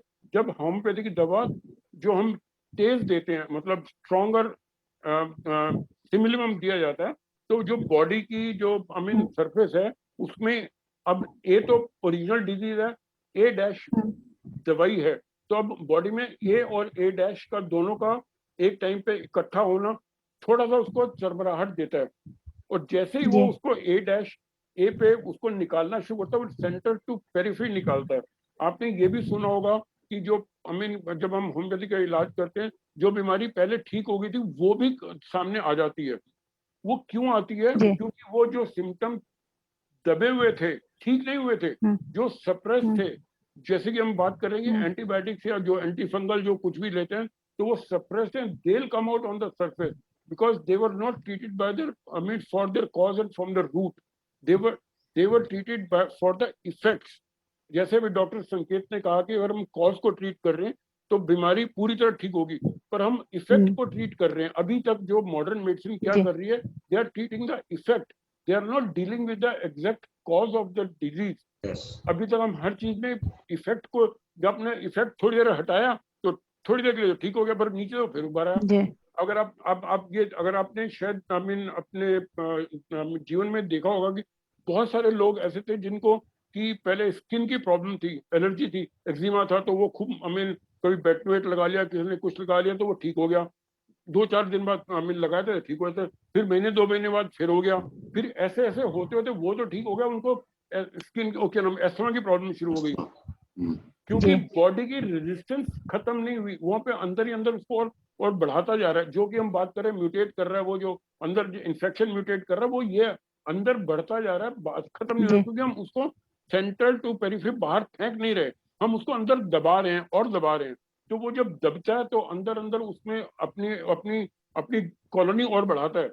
अब उसका इफेक्ट, स्किन बाहर का रोग है जो कि दिखने में बुरा लगता है, परंतु स्किन इतनी ज्यादा कोई महत्वपूर्ण नहीं है जितना कि आपका लंग्स महत्वपूर्ण है। Lungs is important for your life, skin is not important for your life. पर तब वो इसका इफेक्ट आना शुरू हो जाता है, आई मीन एस्थमा के रूप में बच्चों को और या बड़ों को भी। तब आपने देखा होगा कि बहुत सारे पेशेंट ऐसे होंगे जब उनको स्किन की प्रॉब्लम ठीक होती है तो एस्थमा के सिम्टम उभर आते हैं। जब वो एस्थमा की दवाई लेते हैं, उसमें स्टेरॉइड खाते हैं या वो खाते हैं, एस्थमा ठीक हो जाए तो स्किन के सिम्टम आ जाते हैं। इसीलिए होम्योपैथी के अंदर क्या होता है, जब हम होम्योपैथी का ट्रीटमेंट प्रॉपर कॉन्स्टिट्यूशनल ट्रीटमेंट करते हैं तब वो ऊपर से नीचे को जाता है, from more important to lesser important. और कई बार देखा होगा कि आपने जब दवाई किसी जोड़ों के दर्द के लिए ली थी, आर्थराइटिस के लिए ली थी या पेट के लिए ली थी, तो उनको क्या होगा, स्किन के ऊपर इरप्शन निकलने शुरू हो गए। होम्योपैथी का एक बेसिक प्रिंसिपल है to release the things from centre to periphery. ठीक है, तो वो जब सेंटर टू पेरिफेरी जाएगा, जो जो जैसे आई मीन लेयर वाइज हुई ना, वो जैसे वाली बाहर वाली लेयर सबसे पहले गई, उसके नीचे वाली लेयर फिर ऊपर आ गई, फिर वो दिखती है तो वो भी थोड़े टाइम समय बाद वो भी चली जाती है। बाकी मैं आपको एक चीज सिर्फ एक आई मीन एग्जांपल यहाँ पे देना चाहूंगा। अगर आपके हिसाब से अगर ये चीज सही मानी जाए तो जो व्यक्ति जैसे मेरे जैसा आदमी जिसको गंजापन है, थोड़ा सा बाल है, अगर वो इलाज कराना चाहे तो क्या हमारे पैरे सारे बाल बाहर निकलेंगे? तब ही नहीं। ऐसा नहीं है, तो इस भ्रांति में नहीं रहे। और ये मैं आपको ये लिविंग एग्जांपल इसलिए बता रहा हूँ मजाक के तौर पे, ताकि आप इस बात को समझ सकें। ठीक है, ऐसा नहीं है कि हर समय में हर बीमारी बाहर निकलती है या बढ़ाया जाता, और ये बढ़ाया नहीं जाता, वो बढ़ती इसलिए अगर वो सिमिलैरिटी है तो वो थोड़ी देर के लिए बढ़ रहेगी, और जब तक उसका इफेक्ट खत्म होगा, क्योंकि जब वो ए बीट बाहर हो गया और ए डैश उसमें होती है, आर्टिफिशियल होती है, सिमिलर होती है, स्ट्रॉन्गर होती है और टेम्परेरी होती है, उसको हम ASST कहते हैं, असिस्टेंट वाला, artificial, stronger, similar and temporary. तो जैसे ही वो ए बाहर निकले और ए डैश का टेम्परेरी वाला स्टेप खत्म हुआ तो ए भी खत्म और ए डैश भी खत्म आपकी बॉडी से। तो you are free now, this is the time when you say that you are cured. ये बेसिक फर्क है होम्योपैथिक और एलोपैथिक प्रिंसिपल्स का। ओके सर, ये काफी काफी सवाल हैं और काफी ये बहुत विस्तार से आपने इसको समझाया। नहीं, ये एक बहुत ये ओझा जी ये एक बहुत जी, बड़ा सवाल था, बहुत बड़े लोगों में जी बहुत प्रॉब्लम है इस चीज को लेके। वो कई लोग सिर्फ इलाज शुरू ही नहीं करते इसी वजह से, डर के मारे। जी जी सर, इसमें दो रोगों का जिक्र किया है फेसबुक लाइव पर। एक तो है कि क्या पित्त की थैली में पथरी होती है, उसका इलाज, और फिर एक अफजर खान है, वो लिख रहे हैं कि ventricular septal defect, VSD, ventricular, हाँ जी जी, इन दोनों का इलाज होम्योपैथी में है। हाँ, ये दोनों दोनों दोनों आई मीन प्रॉब्लम्स ऐसी हैं आई मीन जिसमें काफी दिक्कत भी हो सकती है। इसमें इलाज में दोनों में होम्योपैथी का इलाज पॉसिबल है, पर इसमें एक राइडर है। अगर मैं फिर वही बात कहूंगा कि मैं हाँ कह रहा हूँ तो इसका मतलब ये नहीं कि हर पेशेंट जिसको कोलेलिथेसिस है या जिसको I mean gall bladder stone है वो सारे पेशेंट ठीक होंगे, नहीं। अब वो स्टेज देखनी पड़ेगी कि stone I mean solitary stone है, मल्टीपल स्टोन है, स्लज है, और दूसरा वो कहाँ पे है, और उसके अलावा कि गॉल ब्लैडर की फंक्शनिंग है या नहीं है। अगर तो गॉल ब्लैडर फंक्शन कर रहा है तब तो इलाज कराने का फायदा है। अगर गॉल ब्लैडर ऑलरेडी फंक्शन ही नहीं कर रहा, then it is better to take the I mean take it out by the surgery, cholecystectomy कराई जाए। मैं आपको अब जैसे हम कहते हैं कि आपको किसी की आई मीन उंगली में चोट लगती है तो हम उसको चोट को ठीक करने की कोशिश करें या हाथ काटने की कोशिश करते हैं? पहली कोशिश हमेशा ये होनी चाहिए कि उसको ट्रीट करा जाए, उंगली को जो उसमें चोट लगी उसको बढ़ाया जाए before it becomes the gangrene. और अगर वो गैंग्रीन हो जाती है, जब वो कि बाकी शरीर के लिए और बाकी सिस्टम के लिए भी आई मीन खतरा होती है, तब हो सकता है आपको सर्जरी भी करना पड़े। यही चीज मैं आपको बता रहा हूँ, गॉल ब्लैडर के स्टोन में डिपेंड करता है कि उसकी स्टेज कैसी है, पेशेंट की आई मीन कंडीशन कैसी है, उस हिसाब पे डिपेंड करेगा। तो ये मेरी बात को ना आप हाँ में माने ना आप ना में माने, इलाज है, परंतु ये नहीं कि आप उसको ये अपने होम्योपैथिक डॉक्टर को दिखा लें कि क्या वो ट्रीटमेंट उससे हो सकता है या नहीं। मैं आपसे यहाँ पे एक छोटा सा केस मैं शेयर करना चाहूंगा, उस बात से शायद आप समझ पाए। उदय जी समय है? हाँ, मैं आपसे ही पूछना चाहता था कि आप बताएं, क्योंकि समय हम लोगों का जो था वो लगभग पूरा होने वाला है, लेकिन अच्छा, अभी बस 10-15 मिनट बस अगर ठीक है, आप कोई दे बात सकते नहीं। हैं तो। अगर अगर आपको कोई दिक्कत नहीं है, वी कैन टॉक, नो नहीं, प्रॉब्लम। कोई दिक्कत नहीं है हम डॉक्टर लोग साहब, कह बस इतना सकते ही है कि जितना लोग संक्षिप्त में सवाल पूछे और संक्षिप्त में उत्तर हाँ दें जी, तो जी ज्यादा जी, से ज्यादा हम सवाल उठा पाएंगे। हाँ ठीक है, बिल्कुल ठीक है, इसमें हम एग्जाम्पल छोड़ देते हैं। दूसरी बात रही वीएसडी की, वेंट्रिकुलर सेप्टल डिफेक्ट भी एक हार्ट की ऐसी प्रॉब्लम है जहाँ पे उसका छेद हो जाता है, जिसको आप कहते हैं ना हार्ट में छेद है, तो वो वाली बात होती है। Yes, to certain extent it is treatable and it is curable with homeopathy also, but again depending upon कि जो उसमें सेप्टल डिफेक्ट है कितना बड़ा है और उसके साथ बाकी ओवरऑल पेशेंट की कंडीशन कैसी है, उस पर डिपेंड करेगा। जी एक चीज या छोटी सी ऐड करना चाहूंगा, अगर अनुमति है तो। वीएसडी के साथ अक्सर ब्रोंकोनिमोनिया हो जाता है। वीएसडी के साथ अक्सर ब्रोंकोनिमोनिया हो जाता है, और अगर ब्रोंकोनिमोनिया को भी हम even with homeopathy we can treat, and जैसे डॉक्टर गुप्ता ने बताया वो डिफेक्ट पे ही डिपेंड करेगा कि कितना बड़ा है और कितना छोटा है, एंड डेफिनेटली ट्रीटेबल है वो। क्योंकि ये इन दोनों केसेस में बिना डॉक्टर का परामर्श किए आप ये नहीं कहना चाहिए कि हाँ ठीक हो जाएगा, मैं बिना देखे बिना सोचे समझे कह दूं, गलत है। और देखने के बाद ही हमें निर्धारित किया जा सकता है वेदर यस पॉसिबल और not. Okay sir, thank you.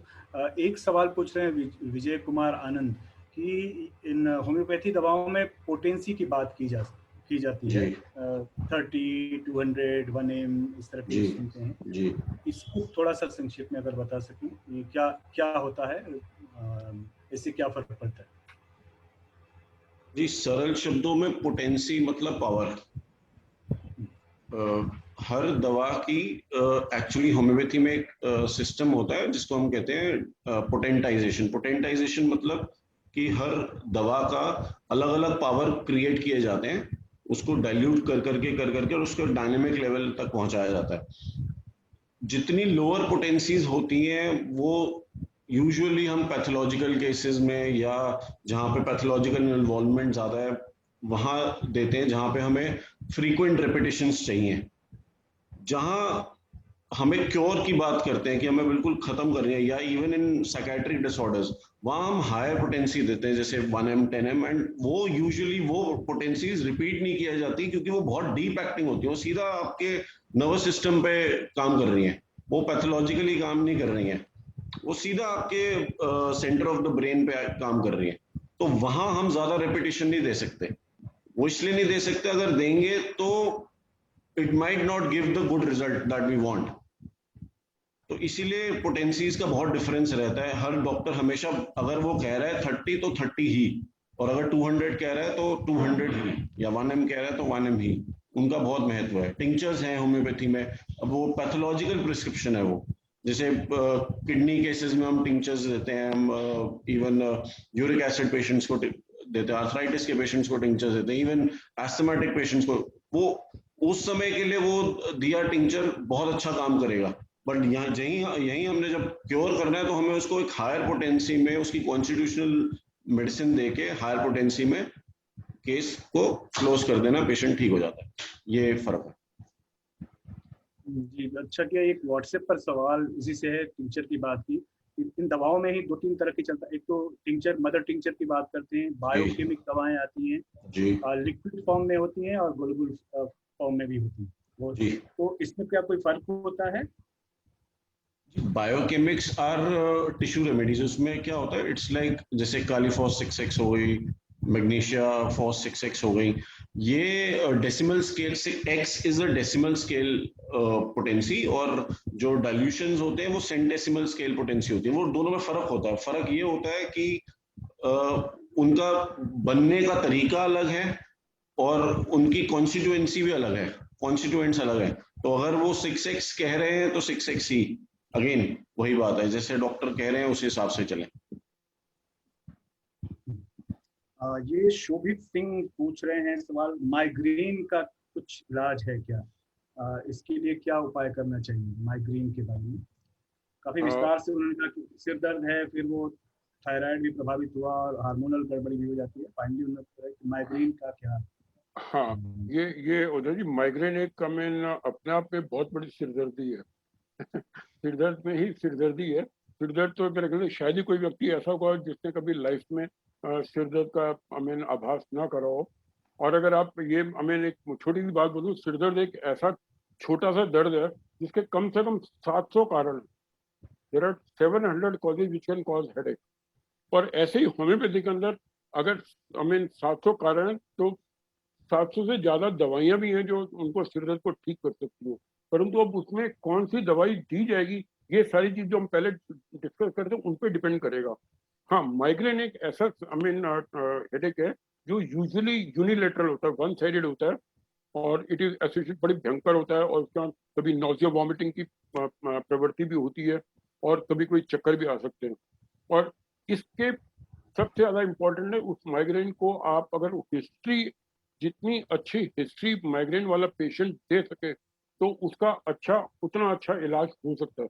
क्योंकि माइग्रेन में ट्रिगरिंग फैक्टर्स बहुत होते हैं। ट्रिगरिंग फैक्टर्स अगर आप बता सकते हैं अपने डॉक्टर को, आप, क्योंकि एक जो अगर एलोपैथिक पॉइंट ऑफ व्यू से बेल्ट ऑफ माइंड है कि जो दर्द हो रहा है तो पेन किलर चाहिए, तब तो कोई भी पेन किलर आपकी उस टाइप से मिलेगी, चाहे वो सैलो हो, चाहे कोई स्ट्रॉन्ग हो, चाहे कोई माइग्रेन के लिए कुछ और हो। परंतु अगर आप होम्योपैथी के पास इलाज कराने जा रहे हैं, और इसका मैं आपको यहाँ पे ये बता दूं, होम्योपैथी में इसका बहुत बहुत अच्छा इलाज है, संभव है। और हमारे यहाँ सैकड़ों मरीज माइग्रेन के ठीक में हैं। उनमें सब में हर माइग्रेन का पेशेंट एक ही दवाई से ठीक नहीं होता। हर माइग्रेन के पेशेंट में सिम्टम्स के ऊपर डिपेंड करता है। कुछ माइग्रेन के पेशेंट को आंख की वजह से प्रॉब्लम होती है, किसी को कोल्ड की वजह से प्रॉब्लम थी, किसी को नींद प्रॉपर नहीं हुई तब प्रॉब्लम हो गया, किसी ने भूखा रह गया तो प्रॉब्लम हुआ, कॉन्स्टिपेशन हुआ तो दिक्कत उसका बढ़ गया, हवा लगी तो बढ़ गया। ये सारे माइग्रेन को बढ़ाने वाले फैक्टर्स हैं। जो मरीज माइग्रेन का है उसको ये चीजें अपनी जो ट्रिगरिंग फैक्टर्स है बताने बहुत ज्यादा जरूरी है। अगर वो उस चीज को एनालाइज कर सकते हैं तब उसका इलाज बहुत जल्दी और अच्छी तरह से हो सकता है। अदरवाइज जो डॉक्टर है उसको बार बार पूछना पड़ेगा या जानना पड़ेगा कि आपके ट्रिगरिंग फैक्टर्स क्या हैं, तो उस आधार पे दवाई दीजिए। जैसे मैं आपको एक छोटा सा एग्जाम्पल देता हूँ कि आमतौर पे देखा जाता है कि जो सिर दर्द होता है तो आदमी चाहता है कि बिल्कुल शांत जगह बैठे, ना लाइट हो ना शोर हो, ताकि उसको आराम मिले। और एक मरीज ऐसा भी है जिसका सिर दर्द होता है, पर वो जैसे ही वहां पे खूब शोर शराबा हो रहा होता है और वो उसका सिर दर्द ठीक हो जाता है। ये है सिर दर्द ही। अब दोनों व्यक्तियों के दो लक्षण अलग अलग हैं। बेसिक दर्द सेम है, बेसिक माइग्रेन सेम है, परंतु यहीं पे ये इंडिविजुअलिटी है, यहीं पे ब्यूटी है होम्योपैथी की। अब वो दोनों पेशेंट की दवाइयां अलग अलग होंगी। जहां पे उसकी उसकी एक वो उसको ट्रिगर कर रहा है शोर, दूसरी तरफ उसको रिलीफ कर रहा है, तो वो दोनों व्यक्ति अलग अलग हैं, बीमारी एक ही है। यही चीज हम बारी बारी जो कहने की कोशिश करें वो इंडिविजुअलिटी पे डिपेंड करता है। Homeopathy is a individual based system. ठीक है, वैसे yes migraine is very well, बहुत अच्छी तरह होम्योपैथिक में इसका इलाज पॉसिबल है। जी जी। एक सवाल है कि जिन्होंने वैक्सीन ली हुई है, दोनों डोज ले लिए हैं, जी क्या वो जो होम्योपैथी की जो प्रिवेंटिव मेडिसिन की कुछ चर्चा हुई है वो ले सकते हैं क्या? जी हाँ, ले तो बिल्कुल सकते हैं। अब लेने में कोई हर्ज नहीं है। परंतु अभी एक जब हम बात करते हैं कि उनके आंकड़ों की, तब उसमें उसमें थोड़ी सी दिक्कत आती है कि लाइक अगर हमने ये चीज अगर हम इनको मेथोडिकल ढंग से करते तो शायद आज भी सिचुएशन कुछ और होती। हम शुरू से जहाँ पे पेशेंट एडमिट होता था तो उस टाइम पे उसकी हिस्ट्री लेते ना कि भाई आपने कोई भी प्रिवेंटिव ली है क्या, चाहे होम्योपैथी की या एलोपैथी की या आयुर्वेदिक की। अगर वो चीजें ली हैं तो उनको उनको नियमानुसार हम उनको टेबलाइज कर सकते हैं, उनके स्टेटिस्टिकल डाटा बन सकता था कि किस चीज में कितनी एफिकेसी है, जो कि आज हमें भ्रमित है क्योंकि इस चीज का कोई डाटा नहीं है। ऐसे ही बात जहां तक उनकी है क्या नाम वैक्सीनेशन की, देयर इज अ टाइम जब ये कहा जा रहा था कि वैक्सीनेशन की पहली डोज के बाद 15 दिन बाद असर शुरू होगा। और दूसरी डोज लेने के बाद भी 15 दिन के बाद आपने सारी प्रिकॉशन लेनी है, सब कुछ लेनी है, तब जाके आप उससे सुरक्षित माने जाएंगे। उसके बावजूद आज के डेट में कई केसेस ऐसे देखे गए हैं जहां पे दोनों वैक्सीन ली जा चुकी हैं, दोनों डोजेज ली जा चुकी हैं, उसके बावजूद उनको कोविड हुआ और उनको जैसे शुरू में माना जा रहा था कि अगर होगा तो बहुत हल्के लक्षण होंगे और कम से कम उनको हॉस्पिटल जाने की जरूरत नहीं पड़ेगी और डेथ तो बिल्कुल ही नहीं होगी, ये कहा जा रहा था। परंतु आज वो भी चीज भी मान्य नहीं है। अब इस चीज में भी वो था कि जैसे हम वैक्सीन की वो देरी 28 दिन का गैप होना चाहिए सेकेंड डोज का, फिर बाद में आ गया कि 6 वीक्स टू 8 वीक्स, अब आ गया कि 16 वीक्स, अब आ गया कि 3 मंथ से पहले देनी ही नहीं है। तो ये चीजें के क्योंकि इसमें एक नया वायरस है, नई स्टडीज हैं, तो किसी भी चीज का कोई प्रमाणित तौर पे कहना बड़ा मुश्किल है कि ये एग्जैक्टली क्या है। हाँ, जहाँ पे हम कह रहे हैं कि अगर होम्योपैथी की अगर आप उसमें लेना चाहते हैं ले सकते हैं, परंतु फिर उसी बात का ध्यान रखना है कि जैसी डोज प्रिस्क्राइब करी गई है कि 30 की डोज 3 दिन लेनी है और उसके बाद नहीं लेनी। आप ये सोचे कि हम अपनी इम्यूनिटी बढ़ा रहे हैं तो 3 डोज की अगर 6 डोजेज ले लें और लगातार रोज ले लें, वो आपने नहीं करना, प्लीज फॉर गॉड से। एक और ये व्यक्तिगत सवाल है, कान के पर्दे में छेद, ये सौमित्र शुक्ला पूछता है फेसबुक पर, कान के पर्दे में छेद मीडिया हो जाता है। जी उसमें कान बहता भी अभी जी जी जी जी बहता है और छेद। अच्छा, ये कब से है? इलाज है? हाँ, इसका इलाज है, फिर डिपेंड करेगा ये प्रॉब्लम कितनी पुरानी है और इसमें जो ईयर ड्रम का वो परफोरेशन है वो कितना बड़ा है। यहाँ पे yes I can say homeopathy के अंदर इसका बहुत अच्छा ट्रीटमेंट है, but again after seeing the patient and condition only we can say yes it is totally treatable or does it require a surgical intervention। बाकी इसमें एक चीज जरूर बता दूं उनको, जिन व्यक्ति को साहब को ये है, आप एक प्रिकॉशन जरूर लेना शुरू कर दीजिए। वो अगर हो सकता है आप ले भी रहे हो कि आपके कान में पानी बिल्कुल भी नहीं जाना चाहिए। उसके लिए आप कान में पहले नहाते समय पहले प्लेन रुई लगाएं, फिर एक रुई का फाया ऊपर से और लगाएं, उसके ऊपर तेल लगा लें ताकि अगर पानी की कोई जो ड्रॉप है वो बाहर से स्लिप ऑफ कर जाए और कान के अंदर पानी नहीं जाए। ये एक सबसे बड़ी प्रिकॉशन है और अपने निकटतम होम्योपैथिक डॉक्टर के पास मिले और परामर्श करके इलाज करा सकते। एक और ये बुनियादी एक सवाल, आपने प्रायः जो भी बीमारियां यहाँ पर रखी गई, आपने बहुत ही स्पष्ट तरीके से कहा कि बीमारियों के इलाज हैं और उसका सही समय पर आप डॉक्टर से संपर्क करें जी।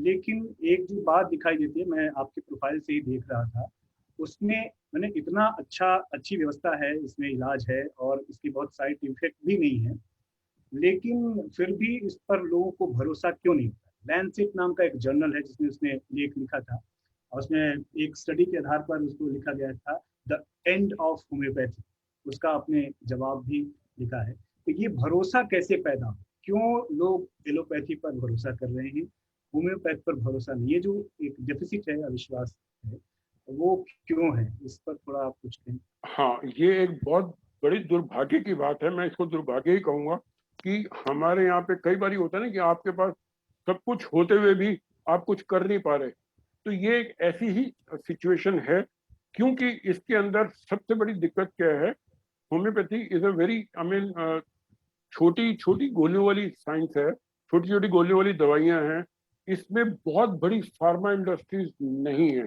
इसमें ऐसी वो लाव लशक नहीं है जैसा कि मॉडर्न मेडिसिन में है।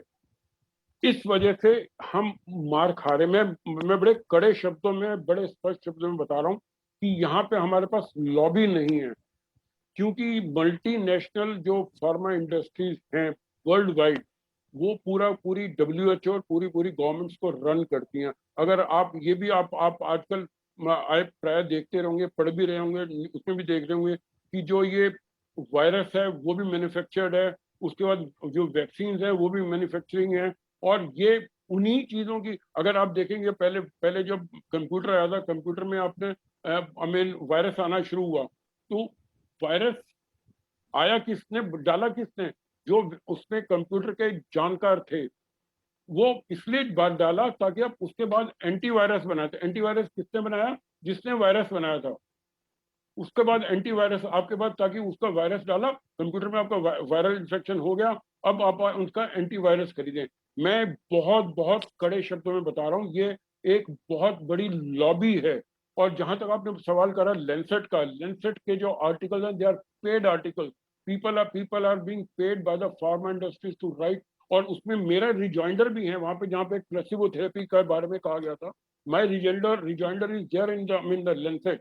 और उसके अलावा अभी जो पीछे एक, मैं नाम नहीं लेना चाहूंगा, कि वहां पे एक हमारे बहुत सम्मानीय डॉक्टर साहब हैं, उन्होंने कहा कि होम्योपैथिक कुछ लोग इलाज दवाइयां ले रहे हैं, उसकी वजह से हमें प्रॉब्लम आ रही है, पेशेंट्स में लिवर की प्रॉब्लम देखी जा रही है। अगर होम्योपैथी प्लेसिबो है तो उसमें लिवर का इफेक्ट क्यों होगा? Number one. नंबर टू, एक जगह पे अभी वो हम पे कहा कि उन्होंने वो दवाई, होम्योपैथिक दवाई में शराब डाल के, महुआ की शराब डाल के पी तो कुछ व्यक्ति मर गए, तो उन्होंने वहां पे दे दिया कि होम्योपैथिक दवाई से इतने व्यक्तियों की मृत्यु हुई। अब ये सारी जो नरेटिव्स हैं, ये कौन बना रहा है? अगर इन चीज की बिना जांच करे कोई, चाहे चाहे मैं यहाँ पे आपके जो मीडिया है उसके भी रिक्वेस्ट करूंगा कि आप कोई भी चीज को हेडलाइन बनाने से पहले कृपया उसकी जांच जरूर करें। क्योंकि एक मीडिया एक ऐसा ऐसा माध्यम है जो किसी भी चीज को बहुत ऊंचा ले जा सकता है और किसी भी चीज का बेड़ा गर्क भी कर सकता है। तो ऐसे समय में अगर, जैसे होम्योपैथी एक इतनी सेंसिटिव साइंस है जिसमें हम अभी इतनी बारी बात कर रहे हैं कि इट्स अ ब्यूटीफुल साइंस, उसमें सिर्फ प्रॉब्लम कहाँ पे आती है कि जब वो कहते हैं कि आप हमें उसकी इफेक्ट, जो इफेक्ट है वो उसमें शो करो, लैब के अंदर शो करो। मैं ये पूछता हूँ, जब हम बात करते हैं कि ये it is a dynamic science, अगर हम इलेक्ट्रिसिटी की बात करते हैं, इलेक्ट्रिसिटी को हम ट्यूबलाइट जलते हुए भी देखते हैं, इलेक्ट्रिसिटी से हम हीटर चलाते हैं, इलेक्ट्रिसिटी से हमारा एसी चल रहा है, तीनों चीजें अलग अलग चल रही हैं। क्या किसी ने इलेक्ट्रिसिटी को देखा है? Because that is energy. जब हम बात करते हैं, वो जो होम्योपैथिक मेडिसिन है, it is a dynamic, it works as a dynamic plane. तो जो डायनेमिज्म है, डायनेमिज्म की चीजों को देखा नहीं, उसके इफेक्ट दिखते हैं। अगर जो चीज यहाँ पे एलोपैथी के डॉक्टर्स, मैं फिर बताना चाह रहा हूँ, हमारे यहाँ के बहुत सम्मानीय एलोपैथिक डॉक्टर, उनकी फैमिली, वो सब खुद अपना इलाज और अपनी फैमिली का इलाज हमारे पास होम्योपैथिस्ट के पास कराते हैं। परंतु कुछ, जब उनसे कोई व्यक्ति उनके बारे में, कोई होम्योपैथी के इलाज के बारे में, हमें नहीं पता, हम कुछ नहीं कह सकते। तो ये एक जो डुअल स्टैंडर्ड है, ये बड़ी दुर्भाग्य की बात है, क्योंकि लोगों ने, जो हमारा मॉडर्न मेडिसिन है, वो हर दूसरे सिस्टम को तुच्छ समझ रहा है, जबकि गलत है। मेरा ये मानना, और मैंने शुरू से डॉक्टर श्री केजी सुरेश जी से हम शुरू से देखा कि हमने 99 में जब Om Vidya institute of homeopathy and allied medical sciences बोला था, हमने कहा था हर मेडिकल साइंस इफेक्टिव है और हर मेडिकल साइंस में लिमिटेशन है। तो हमारे में, मैं भी कह रहा हूँ, हमारे में भी लिमिटेशन है, जहाँ पे सर्जिकल इंटरवेंशन की जरूरत है, सर्जिकल इंटरवेंशन की जरूरत है, तो उसमें इसमें कौन सी गलत बात है? परंतु अगर हम इस चीज को ये मान के चलें कि जिसमें जो अच्छाई है उनको मिला के चलें, उनका समावेश करके चलें, तो don't you think the world will become beautiful, will have less number of patient जिनको सर्जन के उसके नीचे जाना पड़ेगा। जैसे हम बात करें, अगर कोविड में यही ट्रीटमेंट शुरू से में इन्होंने अलाउ करा होता तो इतनी त्रासदी हमें नहीं देखनी पड़ती। अब यहाँ पे जो सरकार का रुख है, या जो आयुष की, अब मैं इस बारे में कुछ नहीं कह सकता क्योंकि मैं जानता नहीं हूँ कि अंदर की प्रॉब्लम क्या है, पॉलिसी क्या है। अगर गवर्नमेंट की, और ये उनकी जो being govern by the pharma industry, तो उनको उनको उनको वो करना पड़ता है, तो उसके लिए बात अलग है। अगर आप अपनी प्राकृतिक चिकित्सा को, होम्योपैथिक चिकित्सा को, जो कि बिल्कुल नगण्य लेवल पे उनकी खर्चे पे आपको इतना अच्छा इलाज दे सकती है, तो क्यों आप उस चीजों पे वो लगे हुए हैं? इसका इलाज या तो सरकार दे सकती है, या जो हमारी पॉलिसी मेकर्स हैं वो दे सकते हैं। इफेक्टिवनेस में homeopathy is very very effective, very very safe, very very efficient. It works on a dynamic plane, it treats the patient as a individual level. और दूसरी चीज, एक जो सबसे बड़ा है, वो उसको साइंटिफिक और नॉन साइंटिफिक वाली बात कही जाती है। उसका कारण ये है कि वहां पे वो मांगते प्रमाण, कि आप बताओ ये दवाई कैसे काम करती है। अब मैंने जैसे बताया कि हम आर्सेनिक एल्बम या वो दवाई है, अगर वो पेशेंट के लक्षण होंगे तभी आर्सेनिक काम करेगी, नहीं तो नहीं करेगी। आप कहते हैं कि वो ट्रायल करो कि आप 100 पेशेंट को आर्सेनिक दो, एस्थमा दो, और उसमें बाद में 6 को आराम मिला, भाई बाकी 100 पेशेंट जो वो एस्थमा के जो जिनको आपने आर्सेनिक दी वो आर्सेनिक के पेशेंट थे ही नहीं। अगर आप उन परमाणु सिगरेट उसको तोलना चाहो तो नहीं होगा। ये वही है कि अब आप देखते हैं कि कौन तेज दौड़ता है, रेस किसके बीच में करा रहे हैं, ऊंट के, हाथी के और मछली के और इसके बीच में। अब बता दो, सबको सड़क पे करा रहे हो, how can you get the कि who will be the fastest? Can anybody give you the reply? ये प्रॉब्लम है। आप उसको उस मापदंड पे देखना चाह रहे हैं कि एक मछली को कह रहे हैं कि कितनी तेजी से पेड़ पे चढ़ सकती है, क्योंकि हम चढ़ सकते हैं। अगर मछली को वहां पे लेके आओ, पानी में लेके आओ, तो तब लड़ो ना, तब देखो आप उसकी एफिशिएंसी है या नहीं, पर आप मापदंड ही अलग रखते हो।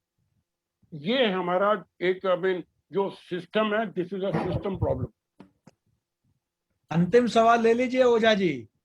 आई एम सो सॉरी। डॉक्टर्स जो है थक गए होंगे, 2 घंटे से लगभग वो हमारे बीच में है। बाकी डॉक्टर्स ने लास्ट ही सवाल है, और विद्यार्थी ये पूछ रहे हैं कि आजकल कोविड के समय में ऑनलाइन कक्षाएं करते हैं, एक मेंटल प्रेशर है और दूसरा आंखों पर भी एक तरह से लोड है, इसके लिए कुछ बिल्कुल, इसके लिए क्या करना चाहिए? पहली बात तो यही है कि लाइक जितना टाइम आपको जरूरी है उतना ही टाइम ऑनलाइन रहें, बाकी टाइम पे थोड़ा अपने आप आंखों को रेस्ट दें। और अगर आप कंटिन्यूसली उसमें रहते हैं तो बीच बीच में आंखों को आप रेस्ट दें, 20-25 मिनट का, आधे घंटे के बाद 5 मिनट का रेस्ट दे सकते हैं। और ठंडी आंखों में ठंडे पानी की छींटे मार सकते हैं, गुलाब जल यूज कर सकते हैं। और अब जो आपका जो वो है स्क्रीन टाइम को कम करें, और अगर करना भी पड़ता है तो बीच में एंटी ग्लेयर वगैरह वो लगा के करें।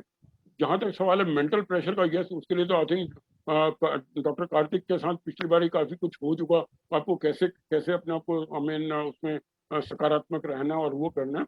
हाँ, यहाँ पे कुछ दवा में अगर किसी को तकलीफ होती है, जैसे आंखों में भारीपन आ रहा है, दर्द हो रहा है, लालगी है, तो उसके लिए दवाइयाँ दी जा सकती हैं। और आंखों में पानी आ रहा है तो उन चीजों के लिए दवाइयाँ दी जा सकती हैं, और उनसे वो शीघ्र ठीक भी हो सकते हैं। बाकी रही बात मेंटल प्रेशर और उसकी ऑनलाइन क्लासेस का, again it is a system, I can't help in that. बाकी हाँ, अगर किसी को भी कोई बहुत शुक्रिया सर। सुरेश जी, मैं एक चीज निवेदन और करना चाहूंगा, अगर if anyone has any problem they can always write to us, और किसी भी तरह से आपके कोई भी इशू है, प्रॉब्लम है, they can contact us on or write to us on the email, or उनका तो we'll definitely try to answer even the personal questions, no issue। Ji okay, बहुत बहुत शुक्रिया सर। डॉक्टर संकेत, आप कुछ अंतिम बात करना चाहते हैं? अब हम लोग विदा ले रहे हैं, मैं सर को आमंत्रित करूं उसके पहले कोई बात अगर रह गई हो। हालांकि बहुत सारे सवाल हैं, और जैसा डॉक्टर साहब ने कहा कि हम लोग अपने सवाल ऑनलाइन उनको भेज सकते हैं, जो हेल्पलाइन है उस पर बात कर सकते हैं। तो वो हमें एक ऑफर है, और उसका लाभ हमारे विद्यार्थी और हमारे सभी संकाय सदस्य भी ले सकते हैं। डॉक्टर संकेत, अंतिम अपनी बात के लिए। जी, मैं यही कहना चाहूँगा कि कोई भी चीज़ हम जब अपनाते हैं तो या जिसको हम एक्सपीरियंस करते हैं, जिसका सेवन करते हैं, तो अगर हम पूरे विश्वास और डेडिकेशन से करें तो उसका रिजल्ट हमेशा 100% आता है। वो चाहे किसी भी फील्ड ऑफ लाइफ में हो, चाहे वो सिंपल एलोपैथिक मेडिसिन हो, चाहे वो आयुर्वेदिक मेडिसिन हो, चाहे वो होम्योपैथिक मेडिसिन हो। आप अपने डॉक्टर पे पूरा विश्वास करें, चाहे वो होम्योपैथिक डॉक्टर हो या एलोपैथिक डॉक्टर हो या कोई भी डॉक्टर हो।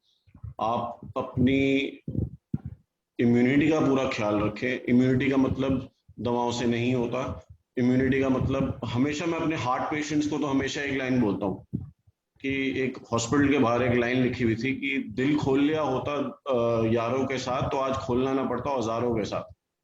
तो ये एक इम्यूनिटी का ही पार्ट है। Mental wellbeing and physical wellbeing is your whole immunity. Physical wellbeing is not the only thing.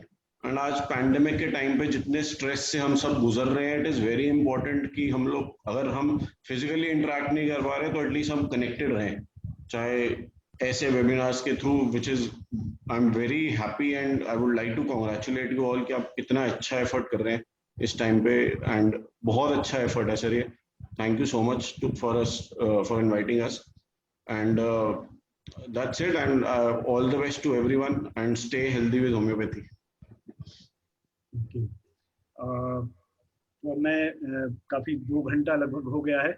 मैं अब माननीय कुलगुरु प्रोफेसर केजी सुरेश जी को उनके अध्यक्षीय वक्तव्य के लिए आमंत्रित करता हूं. Professor KG Suresh ji. धन्यवाद ओझा जी. वैसे तो आज हम सब सुनने आए हैं डॉक्टर ए के गुप्ता और डॉक्टर संकेत गुप्ता को. मैं भी 2 घंटे से जुड़ा रहा, और जबकि मैं तो कई वर्षों से होम्योपैथी का फॉलोअर रहा हूँ. और जैसे इंटीग्रेटेड मेडिसिन का, ऐसा नहीं कि मुझे अंग्रेजी दवाइयों से कोई परहेज है या आयुर्वेद से कोई, जहाँ जो उपयुक्त है वो लेता रहा हूँ, और जब भी आवश्यकता पड़े तो मेरे लिए भी बहुत ज्ञानवर्धक रहा. और मुझे विश्वास है कि सभी हमारे संकाय के लिए, कर्मचारियों के लिए, सभी के लिए वो ज्ञानवर्धक रहा होगा, छात्रों के लिए. और कहीं भी हमारे दोनों डॉक्टर्स ने दावा नहीं किया कि एलोपैथी गलत है या आयुर्वेद गलत है. उन्होंने यही कहा कि होमियो में भी बहुत क्षमताएं हैं, और आप इधर उधर की बात ना सुन, आप सीधे जो है आप संवाद करें, आप होम्योपैथ से बात करें, ओटीसी ड्रग्स पर ना जाएं, और समय पर जाएं ताकि समय पर इलाज शुरू हो. ऐसे मुख्य बात. एक संदेश मुझे बहुत ही महत्वपूर्ण, स्वास्थ्य के क्षेत्र में एक जाने माने पत्रकार हैं, उनको जब पता चला कि हम ये आयोजित कर रहे हैं तो उन्होंने एक मैसेज भेजा. डॉक्टर साहब, मैं आपके साथ शेयर करना चाहता हूँ. धनंजय जी हैं, दिल्ली बेस्ड हेल्थ जर्नलिस्ट हैं, वेल नोन. उन्होंने कहा, हमारे कभी कभी शायद ओझा जी हमारे नोएडा परिसर में भी आते हैं धनंजय जी. तो धनंजय जी ने ये मैसेज भेजा है कि one of the myths surrounding homeopathy is that it is nothing more than a placebo. This pathy must come with empirical details, verifiable ones, which add up to a certain solution. Homeopaths also need to grow a pair and tell point blank that COVID is their cup of tea, and they can compete with allopathy, or it will get better if they can say out compete allopathy. These are just my stray thoughts. लेकिन doctor साहब ने जैसे कहा कि आप मछली को सड़क पे नहीं उतार सकते हैं, अगर मछली के साथ compete करना है तो पानी में ही जाना पड़ेगा. तो पानी वाले को सड़क में और सड़क वाले को पानी में, वो भी जो है न्यायोचित नहीं होगा. तो पैरामीटर्स अलग होना चाहिए, और इसमें कहीं कोई दो राय नहीं कि वेरीफाइबल होना चाहिए. और इसी वजह से जो है साइंटिफिक उसका, और होम्योपैथी ने कई बार एम्पिरिकल एविडेंस के आधार पर जो है कई विषयों को, लेकिन हाँ उसके मानक अलग रहे हैं, उसके मापदंड अलग रहे हैं एलोपैथी के तुलना में.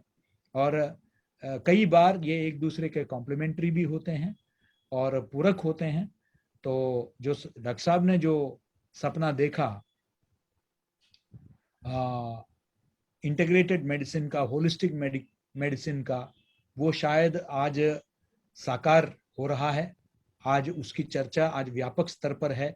और कम से कम कोरोना में एक चीज जरूर आया कि सबको इस बात का एहसास हुआ. मैंने जैसे पहले भी कहा, हमारे इसी मंच में एलोपैथिक डॉक्टर्स भी आके उन्होंने ये कहा कि आपको काढ़ा इत्यादि वगैरह भी लेना चाहिए. बस यही उन्होंने कहा कि जब भी आप कोई भी ओटीसी, चाहे एलोपैथी हो, आयुर्वेद हो या होम्योपैथी हो, एक कॉमन बात जो सभी डॉक्टर्स ने कही वो ये कही कि आप प्लीज कंसर्न्ड जो भी डॉक्टर हैं उनसे बात करके ही ये जो सेल्फ मेडिकेशन जो है ये आपके लिए ज्यादा नुकसानदेह हो सकता है. इस पर सभी विधा के, सभी जो परंपराएं हैं, मॉडर्न कहिए या पारंपरिक कहिए, उन सब के डॉक्टर्स ने इसी बात पर जो है जोर दिया